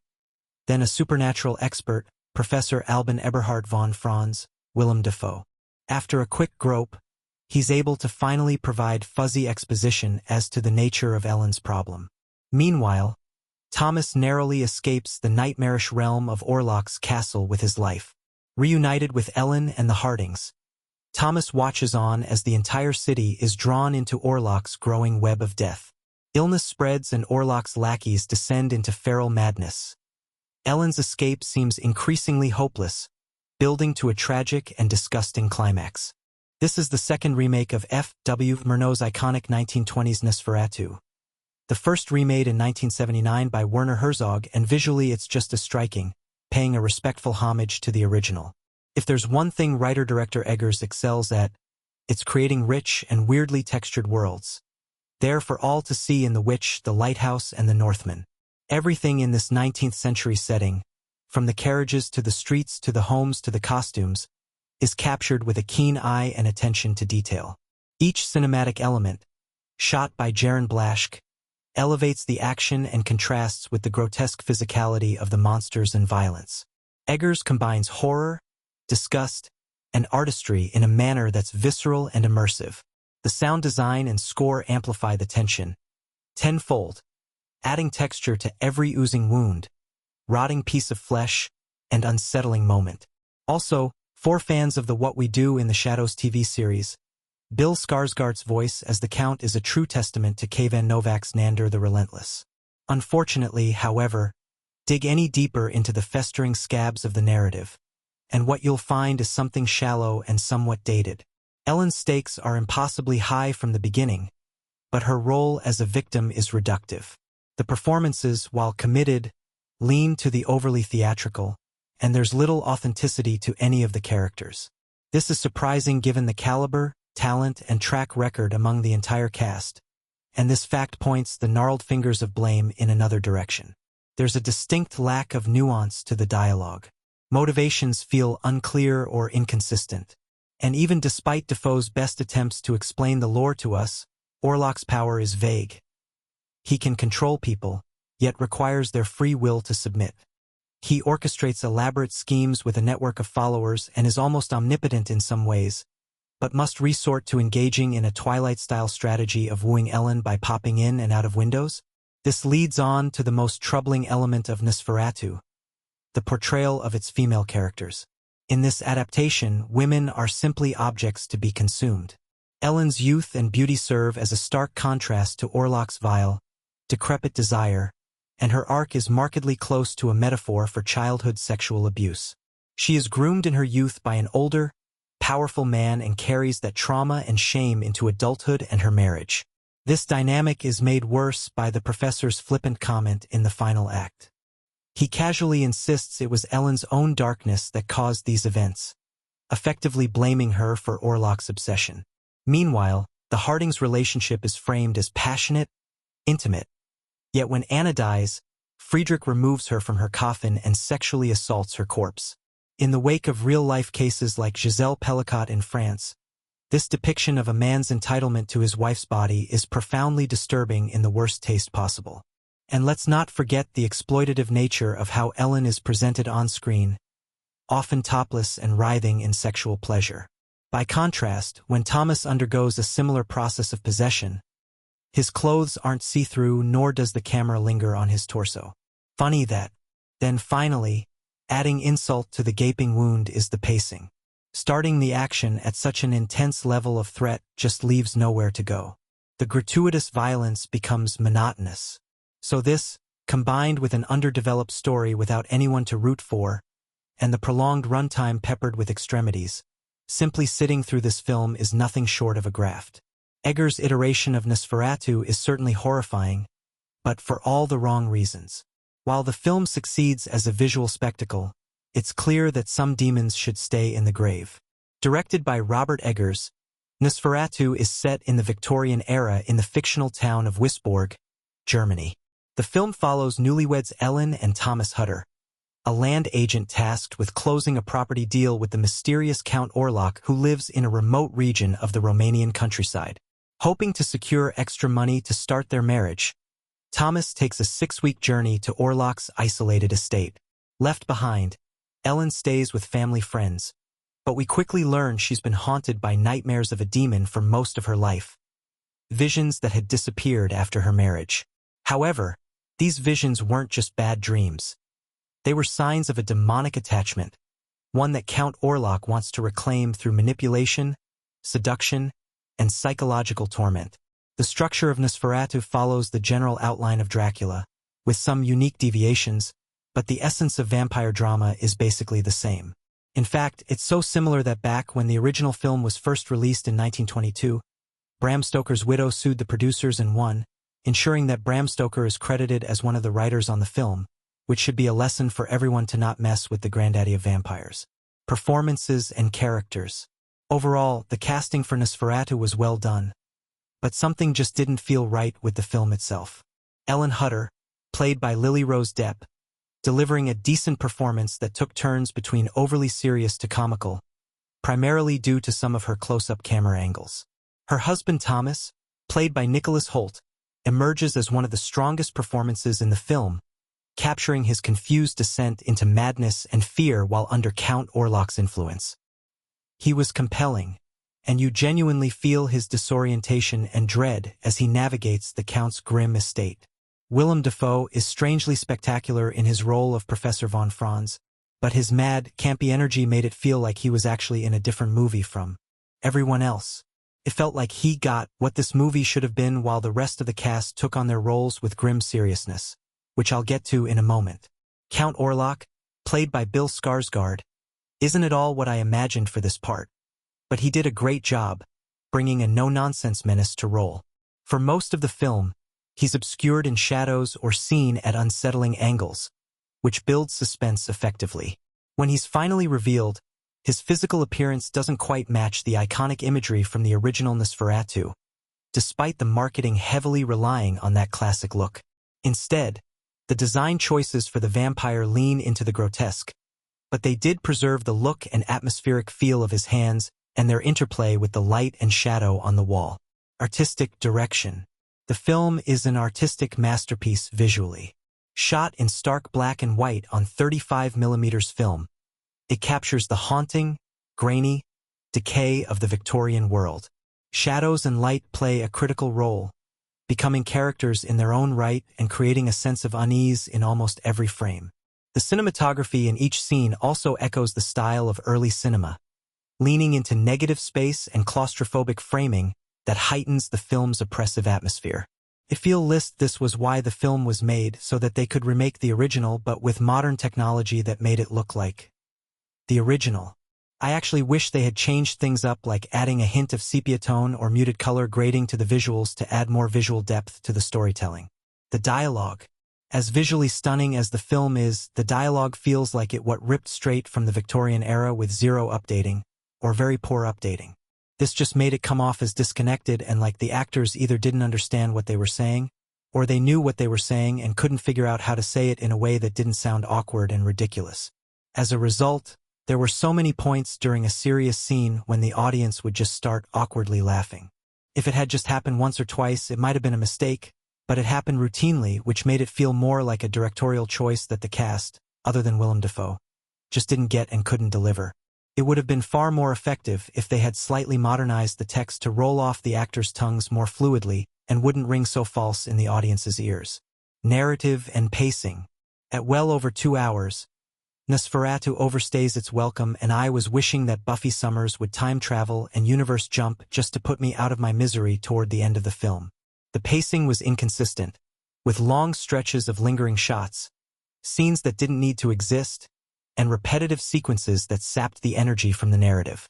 However, there are certain scenes that are beautifully executed, but they are drawn out unnecessarily, like the ones showing Ellen's connection to Orlok through symbolic gestures associated with the locket of her hair. The film's prologue also feels unnecessary, with the opening scenes revealing too much about Orlok's connection to Ellen, diluting the suspense and mystery that should have built gradually over the film, in order to add instant shock value in the opening credits. It would have been far more effective to slowly uncover Orlok's shadow and influence, rather than letting the prologue rob the later scenes of their impact. Reviews. Movie reviews. Nosferatu review. Robert Eggers resurrects the vampire classic as a genuinely scary fever dream. When it comes to horror movies, I don't scare easily. This isn't a boast about my bravery. I'm simply desensitized. I grew up immersed in the horror genre, and I'm so devoted to horror movies that I've become mostly inoculated to their raw power. I still love horror. It's my favorite genre, but I rarely ever get scared when I watch a scary movie. So when a horror movie comes along and actually gives me the creeps, I consider it an achievement. Enter Robert Eggers' Nosferatu, a movie that sent chills down my spine and made my heartbeat quicken. Eggers has pulled off something special. A gothic, ghoulish phantasmagoria that has the power to scare the hell out of you. This is all the more impressive due to the fact that Eggers isn't exactly treading new ground here. He's remaking F. W. Murnau's classic silent film, which was, of course, heavily and illegally influenced by Bram Stoker's immortal vampire classic Dracula. Eggers' take on the material sticks pretty closely to the events from both Murnau's movie and Stoker's novel, and yet, the filmmaker creates something that never feels like a rehash or a regurgitation. The end result is stunning and scary, full of swooping, swooning, doomed romanticism and moments of pure, unblinking horror we got to feel for the poor old vampire in 2025. Mercilessly pilloried in popular culture, its loss of cultural identity has come about from being so widely depicted as, at any one time in the last 2 decades, an effete sparkly goth dream boy, emotionally stunted child with daddy issues, and a very strange idea of playing a liquor-clad kill/sex bot and Wesley Snipes. Oh, and let's not forget an animated Adam Sandler struggling with the terrifying existential threat of parenthood and the merciless mistress that is capitalism in the hospitality industry. In fact, since Francis Ford Coppola's Hammer on a Cocaine Bender take on Bram Stoker's original in the early 1990s, the vampire seems to have been anything and everything but its classic Gothic progenitor. but trust arthouse genre nut Robert Eggers to give us his very unique spin on returning the vampire to his origins. Not his literary one, mind you, his cinematic one. Everyone knows the tale of 1922's Nosferatu. To avoid paying royalties to Stoker's widow, F.W. Murnau made his version of Dracula. Names and locations were different, and whilst the story bore a strange resemblance to Stoker's, the most notable and likely most celebrated change was made in its antagonist. Gone was the lyrical yet doomed romance, the metaphysical relationship that spanned time that gave the Count a sense of warped sympathy. In came a terrifying, feral, part-animal force of nature whose sole notion of love seemed to be to munch on a slightly tastier neck. Despite rapturous reception, the Stoker estate got wind of the cinematic wheeze and ordered all prints destroyed. But thankfully, not all were.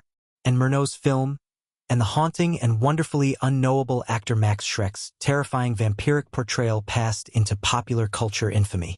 It's no surprise that Eggers is a fan. After Murnau, Werner Herzog remade it in 1979, retaining the horrifying look of its antagonist, now infamous Herzog antagonist Klaus Kinski, but injecting a sense of loneliness and isolation stemming from his immortality, dooming him because of his appearance, playing up the tragedy of the character rather than of a failed love story. And it's this enduring character that hooked Eggers from a young age. He even mounted a stage version of the film during his high school days. Who almost made this his second film after The Vivitch, but feeling somewhat unprepared to take on such a lodestone. 2 further films later, however, and the genre auteur is now seemingly ready to spring his own version of the immortal tale of seductive repulsion to our screens. Germany, 1838.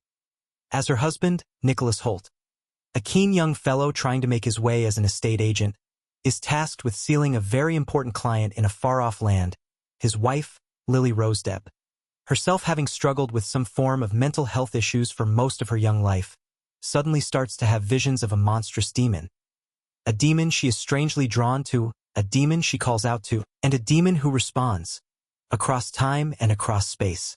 A demon drawn from the folkloric tales of centuries past. A demon called Count Orlok, Nosferatu. Eggers' tonal pitch of merchant ivory meeting hammer is nailed with the opening few seconds. The almost monochromatic images, closely cropped at a much tighter aspect ratio than we're used to, and Eggers' use of the camera that is both ultramodern in its movements yet oddly ancient from its static and painterly framing conjures an atmosphere that hangs thickly over the screen and never leaves it. Haunting images are meticulously constructed and breathed into a rotting, wheezing yet overtly stylized and intoxicating life, rendering the whole thing more of a series of fashion photograph shoots than a film, think Vogue. The Transylvanian Plague Edition, and you're not far off the elegiac visuals with which the film is presented. Haunting images are meticulously constructed and breathed into a rotting, wheezing yet overtly stylized and intoxicating life.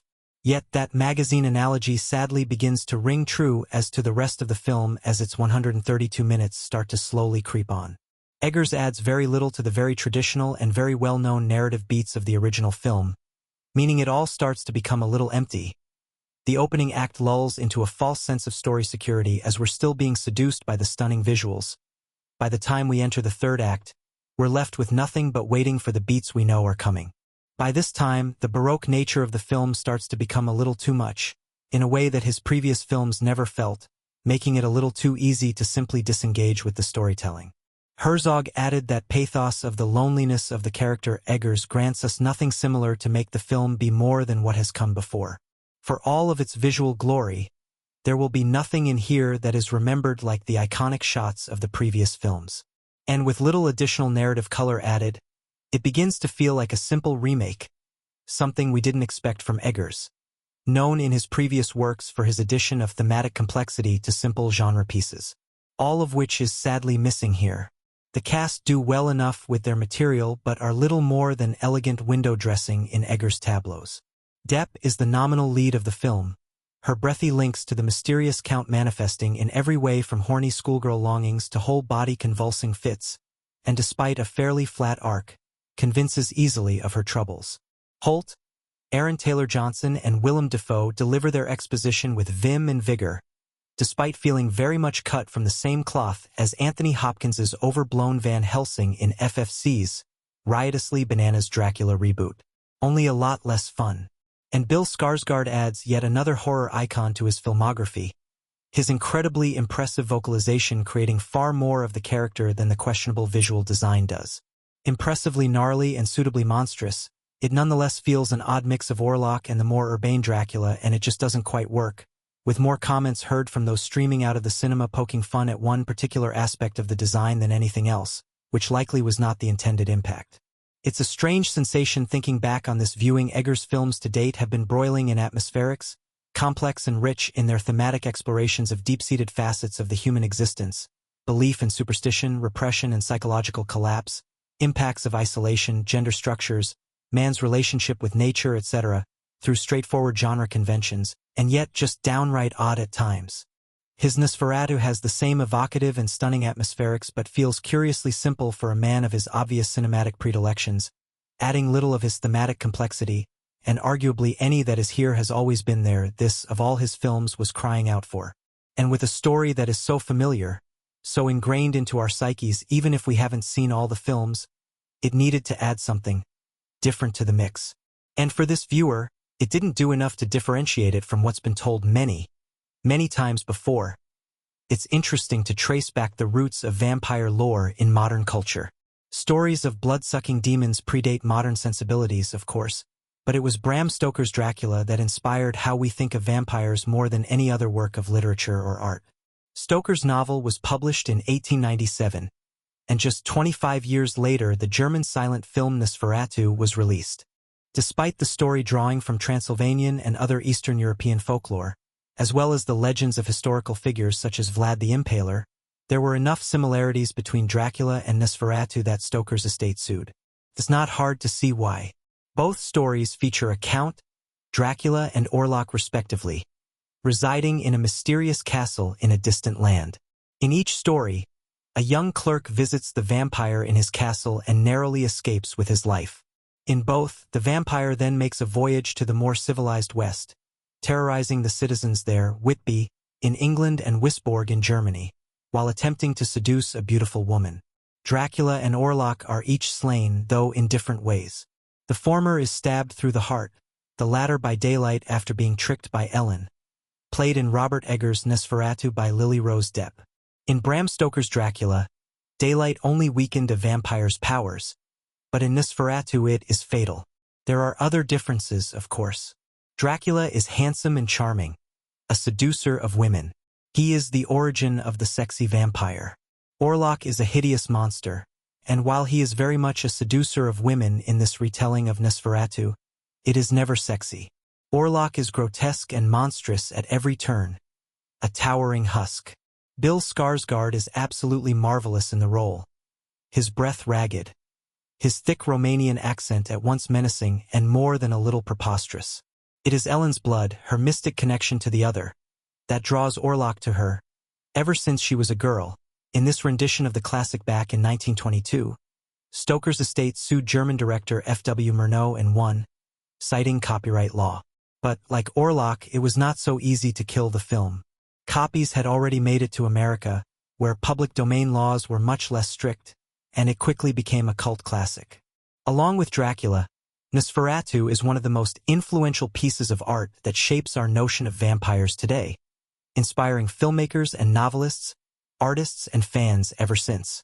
Eggers' version is the fourth Nosferatu, but the film I thought of most while watching was Francis Ford Coppola's Bram Stoker's Dracula, which I've seen much more recently than any version of Nosferatu. It comes to creating an aura of occult menace and eerie atmospherics. Robert Eggers' Nosferatu is a triumph.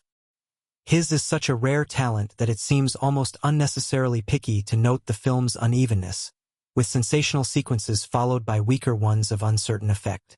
Nevertheless, I note with regret that Nosferatu can't match either Eggers' The Witch, 2015, or The Lighthouse, 2019, for bold unity of vision. And of course, it can't touch F.W. Murnau's 1922 masterpiece, Nosferatu, which has inspired Eggers' imaginative flights since childhood. Fortunately, this new version isn't trying to match it, offering instead a different approach to the same source material, Murnau's unauthorized appropriation of Bram Stoker's 1897 novel Dracula, which was in turn sourced from Eastern European folklore. There's no point trying to be a purist about vampires as a pop fiction subject. Everybody is free to take a bite out of them. And it's been such a rough year cinematically, Eggers's Nosferatu still gets a slot on my best films of 2024 list, the shortest list ever, because there are sections of Nosferatu that are so memorable, so well done, you may feel slightly uncomfortable alone in the dark well into the new year. Perhaps the film's most brilliantly spooky sequence involves the journey of Thomas Hutter, Nicholas Hoult, a young German estate agent, to a remote castle in the Carpathian Mountains of Transylvania, owned by a mysterious old money client, Count Orlok, Bill Skarsgård. Though he's warned away from what is believed to be a vampire's castle by the Romani people he encounters, who either scorn him or pray for him, Hutter is broke and desperate to prove himself to his new employer, Herr, Simon McBurney, a strange, fervent little man who insisted he make this trip. Hutter is worried about supporting his new bride, Ellen Lily Rose Depp, who is subject to fits of melancholia and begged him not to leave her side. Nicholas Hoult as Thomas Hutton. Universal Pictures. Hutter's stay at the castle is terrifying from the start. He's weakened by his disorienting overnight stay with the Romani, especially when he awakens in the morning to discover they've all moved on, taking his horse with them. He has to walk through the harsh snowy terrain the rest of the way, an exhausting trek, and arrives at night. This is where Eggers goes to work on the senses, Hutter's and ours, in a way that evokes the best Gothic writing. So many 19th-century horror novels work on the uncertainty of perception, with darkness, flickering firelight, huge projected shadows, mists and rains, gales and thunderstorms, all obscuring what one can see and hear. Illness, exhaustion, hallucinations, disturbing dream states, and perhaps encroaching mental derangement all call into question what the protagonist is experiencing. We share Hutter's disordered state when a phantom carriage drives up in front of him and the door seems to open by itself. He gets in numbly and is transported to the medieval fortress of Count Orlok. There he passes through entryways that are somehow perfectly constructed to strike fear into your heart. Two rhyming peaked archways leading to the castle yard, and through them in the darkness stands a chilling figure, still and waiting. Hutter moves slowly and automatically toward what seems certain doom, and we go with him inside the stony edifice lit only by the fire in the massive fireplace. The Count is tall and looming but dressed in a covering cloak and hat. Any particular features are lost in the deep shadows of the room and the brownish haze created by the smoke from the fire. Only once do Count Orlok's eyes light up and become visible, like two sparks, perhaps reflecting the firelight or some more devilish inner light. His strange guttural voice, sounding as if it were dragged up, echoing, from the tomb, pounds away at Hutter to get him to co-sign the elaborate document laid before him. Hutter's nights in the castle are feverish, as he dreams he's visited by the Count in a series of grisly yet erotic attacks that leave large fang marks on his chest. And his days are ever more desperate, as he tries to find a way out of the weirdly empty castle, where every door is locked like a prison. His pleas that he must return home immediately are rejected when Count Orlok insists he remain till he is well and rested. It's all magnificently done, right up through his hair-raising escape. Skarsgård and Hoult are giving the film's two great performances, which add to the superb effect of these early castle-bound scenes. Skarsgård is unrecognizable as the Count, who is suddenly revealed in a shocker moment, rising up craggy and naked from his coffin, with a dome of a skull, burning eyes, predatory beak of a nose, and a massive mustache right out of that famous portrait of Vlad the Impaler aka Vlad Dracula, the historical figure most often cited as inspiring Stoker's original novel. With Eggers's famous mania for historical research and accuracy, he makes clear in interviews his ambitious plans to represent Count Orlok as a dead Transylvanian nobleman, accurate even down to the shoes he would have worn, and Hoult has an even tougher job, that of conveying the strange, numbed state of characters in horror films who even in their terror feel compelled to. Light snack to the moneyed aristocrat, who is portrayed as a blood-sucking monster trying to forge a modern life in the German city of Wisborg. After all, there's more human prey in cities. That narrative line is obscured by the film's shift in emphasis toward Ellen, languishing in London waiting for Thomas's return. While he's away, she suffers increasingly from fits and fugue states that resemble epilepsy or, perhaps, demonic possession. Too much blood is the diagnosis of her doctor, amusingly repeated by the Dr. Van Helsing stand-in, named Professor von Franz in this version. He's the expert in the occult played by Willem Dafoe, who looks wonderful in 1830s clothes and fulsome facial hair, and gives an increasingly wild performance in the film. Too much blood is a clever line that represents well the dense paternalistic view of 19th century women, whose supposed tendency toward excess, of roiling emotion, of sexual desire, of mental torment, was oppressively policed. The script leans hard into the oppression of Ellen. From the opening scene in which she's shown as a lonely girl praying hard for affection and understanding in the form of a guardian angel, a spirit of comfort, anything, how her prayer is answered in the form of a demon lover, manifesting as Count Orlok, is the result of her own excessive power in the form of her paranormal gifts. She can to some extent foresee the future and ultimately, despite all the frenzied efforts of Thomas, his friend Friedrich Harding, Aaron Taylor Johnson, and Professor von Franz, the job of saving civilization from Count Orlok and his accompanying plague will fall to her. He is coming, moans Ellen repeatedly in sexualized horror, as she both longs for her husband's return and psychically intuits the imminent shipborne arrival of Count Orlok. As Ellen, Lily Rose Depp is getting rave reviews, and indeed she throws herself into the role, reportedly portraying her character's violent, body-contorting seizures herself with no stunt person. She looks ideal for the part as well, with her enormous dark eyes and strong, serious features that can carry the severe, plastered-down hair and confining clothing of the era. But dramatically, she falters in a few key scenes, especially her confrontation with Count Orlok in which she defies him, refusing to be a willing participant in a bloodletting, which is apparently necessary to their unholy union. Suddenly she's treating him like an old boyfriend after a bad breakup. The writing also gets a bit silly as they argue over these rules, such as the 3 nights he'll grant her to call him to her, while he wreaks havoc on the lives of everyone around her.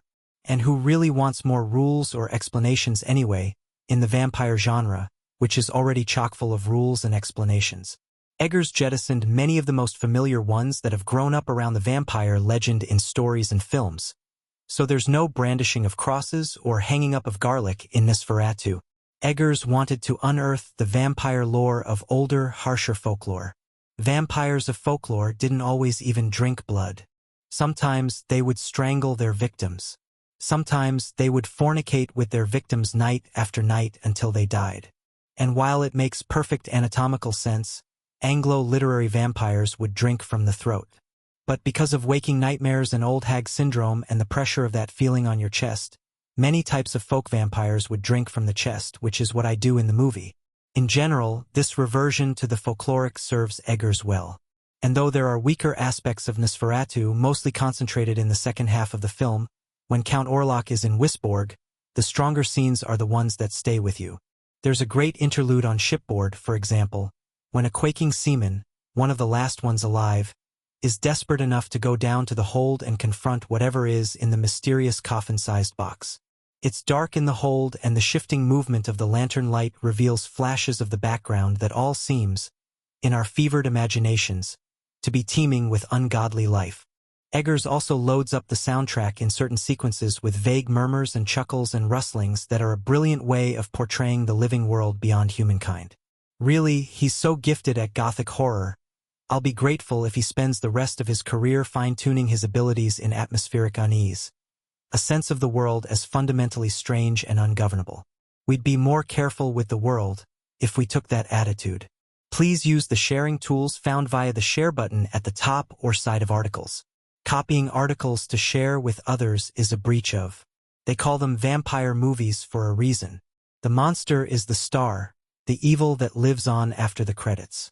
And before there was Bela Lugosi, Christopher Lee, or even a louche Gary Oldman playing Dracula for Francis Ford Coppola, there was Nosferatu. In the 1922 landmark silent film directed by F.W. Murnau, German actor Max Schreck starred as the rat-like Count Orlok. The rumor was Schreck was an actual bloodsucker. A century ago, marketing departments earned their money. No one is going to take Bill Skarsgård for a real-life fiend after the tasteful new remake from Robert Eggers, The Witch, The Lighthouse. The film is fine, an artisanal horror made with care and invention. But a week after seeing it, Skarsgård's Count is fuzzy in my mind. an understated presence close to a support act. Instead, what sticks is the Gothic high style. Queasy lamplight, small coffins, imperious doctors. All good things in context, but side plates in need of a dripping, rare main course. The medical attention is paid to housewife Ellen Hutter, Lily Rose Depp, coming undone in 1838 Germany. To start, though, she simply tries to coax husband Thomas, Nicholas Hoult, back to the marital bed. "I really must be off," he insists, lest he be late for employer Herr, a terrific Simon McBurney. God save us from the vampire's estate agent. Planning to buy locally, a noble foreign client first demands a visit from a flunky. Another movie might now hold up a title card saying, etc. Eggers instead pours his most unnerving ideas into Thomas's stay in the Carpathian Mountains. A whole village vanishes. A carriage appears with no driver to spirit him in silence through unmanned castle gates. The sequence plays like a bad dream, exactly as it should. Please use the sharing tools found via the share button at the top or side of articles. Copying articles to share with others is a breach of devotion to some presumed authenticity, and a dread of seeming silly. Bold moves didn't bother Murnau. Now and then Eggers wavers. Willem Dafoe, who else, cackles and smokes a pipe like a bong. But even that dash of the crackpot comes to feel reined in. Dafoe, by the by, once played Shrek himself in the playful making of Shadow of the Vampire. Not that there aren't chilly successes. Sex and death make compelling co-stars. The film dials up what could only be alluded to in 1922. Cuckoldry and female frustration loom large, fused in Ellen's psyche with the epically morbid. "Everyone was dead," she trills after a vision. "And I'd never been so happy." The line makes the skin crawl. Depp is very good. Meanwhile, the Count is en route, awaited by fans like a pop star. Better to travel than arrive. The more Skarsgård is on screen, the more muted the effect, which reflects less on the actor than the director. With the villain's power over the minds of his followers, you wonder if the film might not have been wiser to leave him there, for us to picture ourselves. Vampires don't exist, after all. But our imaginations do. The issue of how perverse it is to remake F.W. Murnau's Nosferatu Eine Symphonie des Grauens, 1922. An adaptation of Bram Stoker's Dracula which diverges greatly from its source but not greatly enough to dodge a plagiarism suit, was settled in 1979 when Werner Herzog's Nosferatu the Vampire came out the same week as John Badham's Dracula and the Stan Dragoti comedy Love at First Bite. Yes, it's an odd notion like, say, remaking Laurence Olivier's Hamlet, 1948, or James Whale's Frankenstein, 1931. But Murnau casts significant shadows on Dracula aptly, since the vampire's grasping silhouette is a key element carried over into writer-director Robert Eggers' new reimagining, which dispenses with any subtitle and is just called Nosferatu. Herzog's Nosferatu the Vampire, 1979, recreates many key images from Murnau, but uses Stoker's character names. Eggers fixes his version to the location and period of the original, Wisborg, Germany, 1838, and features Count Orlok rather than Dracula. Elements introduced in Nosferatu 1922 filter into many versions of Dracula, the crumble-to-dust at daybreak finish, and so don't seem quite as welded to Nosferatu as other unique features used by Herzog which Eggers can take or leave. Given that by far the most distinctive aspect of Murnau's Nosferatu is the look of Max Schreck's Orlok, bald, rat-eared and fanged, shaped like a stick insect in a corseted frock coat. It's a surprise Eggers goes with so little of it. When Schreck first scuttles out of shadows, Murnau is so fascinated by the creature he stages many shots which show off his astonishing image. But Eggers cuts the moment with Orlok disguised as the coachman bringing Thomas Hutter, here played by Nicholas Hoult, to the castle and has a driverless carriage do the job. The director then stages Thomas's soul-destroying, mind-wrecking ordeal in the castle. Hoult gets his second impressive turn as Dracula's bitch after Renfield 2023, without fully showing the antagonist on screen or in focus. Orlok, Bill Skarsgård, remains in shadow or silhouette throughout, only seen clearly in the light of breaking dawn which not only kills him but renders him a pathetic, chicken-legged wreck. It's possible that Orlok is distinct from the common Orgarden Strigoi vampire, Perhaps this Nosferatu is a human-shaped instrument of corruption and evil who drinks from gnawed wounds in a vampire fashion but is as capable of spreading his baleful influence across Europe without obvious fangs. That Skarsgård's Orlok doesn't look like Shrek. Or Kinski or Reginald are in Salem's Lot, 1979, or many other copycat king vampires, is a bold move on Eggers' part. But it seems Nosferatu's pop culture afterlife, he's a semi-regular on SpongeBob SquarePants, has rendered the once fearsome rat face almost familiar. Skarsgård may not look like any previous film Nosferatu/Dracula, but is close to the description of the Count in the novel. Its precedents are illustrations of Dracula editions from 1897 to 1922, created by artists who only had Stoker's words to go on. This Orlok has a bit of a beak, but not the hook nose often taken for an anti-Semitic trope. He has a blood-dripping mustache like the historical Vlad the Impaler and a frogged coat which might suggest military rank or just that it's bloody cold in his ruined castle. The scabby sores on his skin look more like symptoms of venereal disease than plague. Several times, he's seen naked, and it's not a pleasant sight. Herzog's film was an homage, but Eggers is a reimagining, a risky, uncomfortable prospect which requires the director to add a great deal of his own material.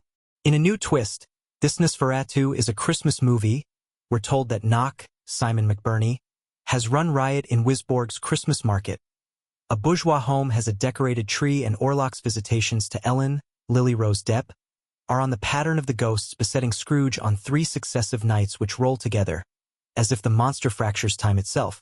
A fresh setup, which comes from J.S. Le Fanu's pre-Dracula 1872 novella Carmilla, has Orlok first appear to Ellen in a childhood dream, securing a lifelong vampire's invitation which dooms them both.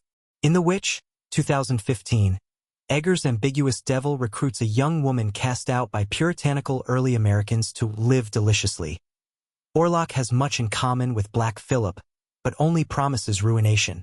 In common with Eggers' The Lighthouse, 2019, this calls on craggy, quixotic Willem Dafoe, who wore the Max Schreck face in Shadow of the Vampire, 2000, to provide grotesque comic relief as an ineffectual Van Helsing analog. Often monochrome but not in black and white, the imagery is perpetually on the point of blurring, like drawings left out in the rain. Thundering music and overlaid dialogue, Orlok speaks in guttural, subtitled primitive argot, constantly amp up the dread. Like The Northman, 2022, Eggers' primal sword and sorcery take on Hamlet, his Nosferatu takes the skeleton of a foundational text, arguably, 2 of them, Murnau and Stoker, and clads the bones with his own obsessions and interests. As of January 27, 2025, Nosferatu has grossed $93.3 million in the United States and Canada, and $73.4 million in other territories, bringing its worldwide total to $166.7 million. In its opening weekend, which included a 5-day period, the film earned $21.7 million in the US and Canada, finishing in 3rd place behind Sonic the Hedgehog 3 and Mufasa, The Lion King. The film had a strong start with a $40.8 million 5-day total, and continued to perform well in subsequent weeks, earning $13.1 million in its 2nd weekend. Despite facing tough competition from other big films, Nosferatu proved to be a significant box office draw. The strong performance likely speaks to both the pull of Robert Eggers' direction and the broad appeal of the horror genre, as well as the star-studded cast. Are you looking for more details about its box office performance or comparisons with other 2024 films? As of January 27, 2025, Nosferatu has earned a total of $166.7 million globally. Here's a breakdown of its earnings. Asterisk United States and Canada, $93.3 million. Asterisk International, $73.4 million. It had a strong opening in the US and Canada, with an initial 5-day gross of $40.8 million, which exceeded expectations. In its opening weekend alone, it earned $21.7 million. The film continued to perform solidly in its 2nd week with $13.1 million, and while its earnings decreased each week, it still managed respectable figures across subsequent weekends. Asterisk 3rd weekend, $6.9 million. Asterisk 4th weekend, $4.1 million. Asterisk 5th weekend, $2.1 million. Its $166.7 million total is impressive, especially considering it was made on a $50 million budget. As of January 27, 2025, Nosferatu has earned a total of $166.7 million globally. Here's a breakdown of its earnings. Asterisk United States and Canada, $93.3 million. Asterisk International, $73.4 million. It had a strong opening in the US and Canada, with an initial 5-day gross of $40.8 million, which exceeded expectations. In its opening weekend alone, it earned $21.7 million. The film continued to perform solidly in its second week with $13.1 million, and while its earnings decreased each week, it still managed respectable figures across subsequent weekends. Asterisk third weekend, $6.9 million. Asterisk fourth weekend, $4.1 million. Asterisk fifth weekend, $2.1 million. Its $166.7 million total is impressive, especially considering it was made on a $50 million budget. Would you like to explore how Nosferatu's box office earnings compare to other films released in late 2024? You said, expensives. ChatGPT said, ChatGPT. The production of Nosferatu came with a significant budget, which is $50 million. Given the film's scope, style, and ambitious direction by Robert Eggers, much of this budget likely went into various high-cost areas. 1. Set design and filming locations. Asterisk historic locations. The film was shot in Europe, with locations like Corvin Castle in Romania, Rosmetal pod Tremsenum Castle, and Pernsten Castle in the Czech Republic, which would have required permits, set construction, and travel expenses. Asterisk the film also shot at Barrandov Studios in Prague, which is renowned for its large-scale production capabilities. Maintaining historical accuracy for the sets, especially with such a specific time period, 1800s, would contribute significantly to costs. 2. Costumes and prosthetics. Asterisk the film features elaborate costumes, especially for Count Orlok, Bill Skarsgård. The design team, led by Linda Muir, drew inspiration from 16th-century Transylvanian military attire, and Orlok's appearance was designed to be unnerving and otherworldly. The prosthetic makeup, done by David White, would have required hours of application for the actors, especially Skarsgård, who underwent significant physical transformations. Asterisk Skarsgård also had to work with a vocal coach, Skerer Juniusdottir, to lower his voice, which suggests extra time and resources went into ensuring his performance was unique and authentic to the character. 3. Visual effects and cinematography. Asterisk the film's visual style is a key part of its atmosphere.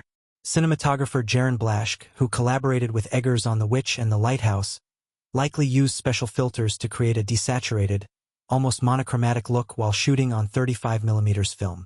Asterisk additionally, there was extensive work on creating custom props, such as Orlok's prosthetic body parts, and the use of trained rats, around 5,000 of them, for certain scenes, which could add to both logistical and safety costs.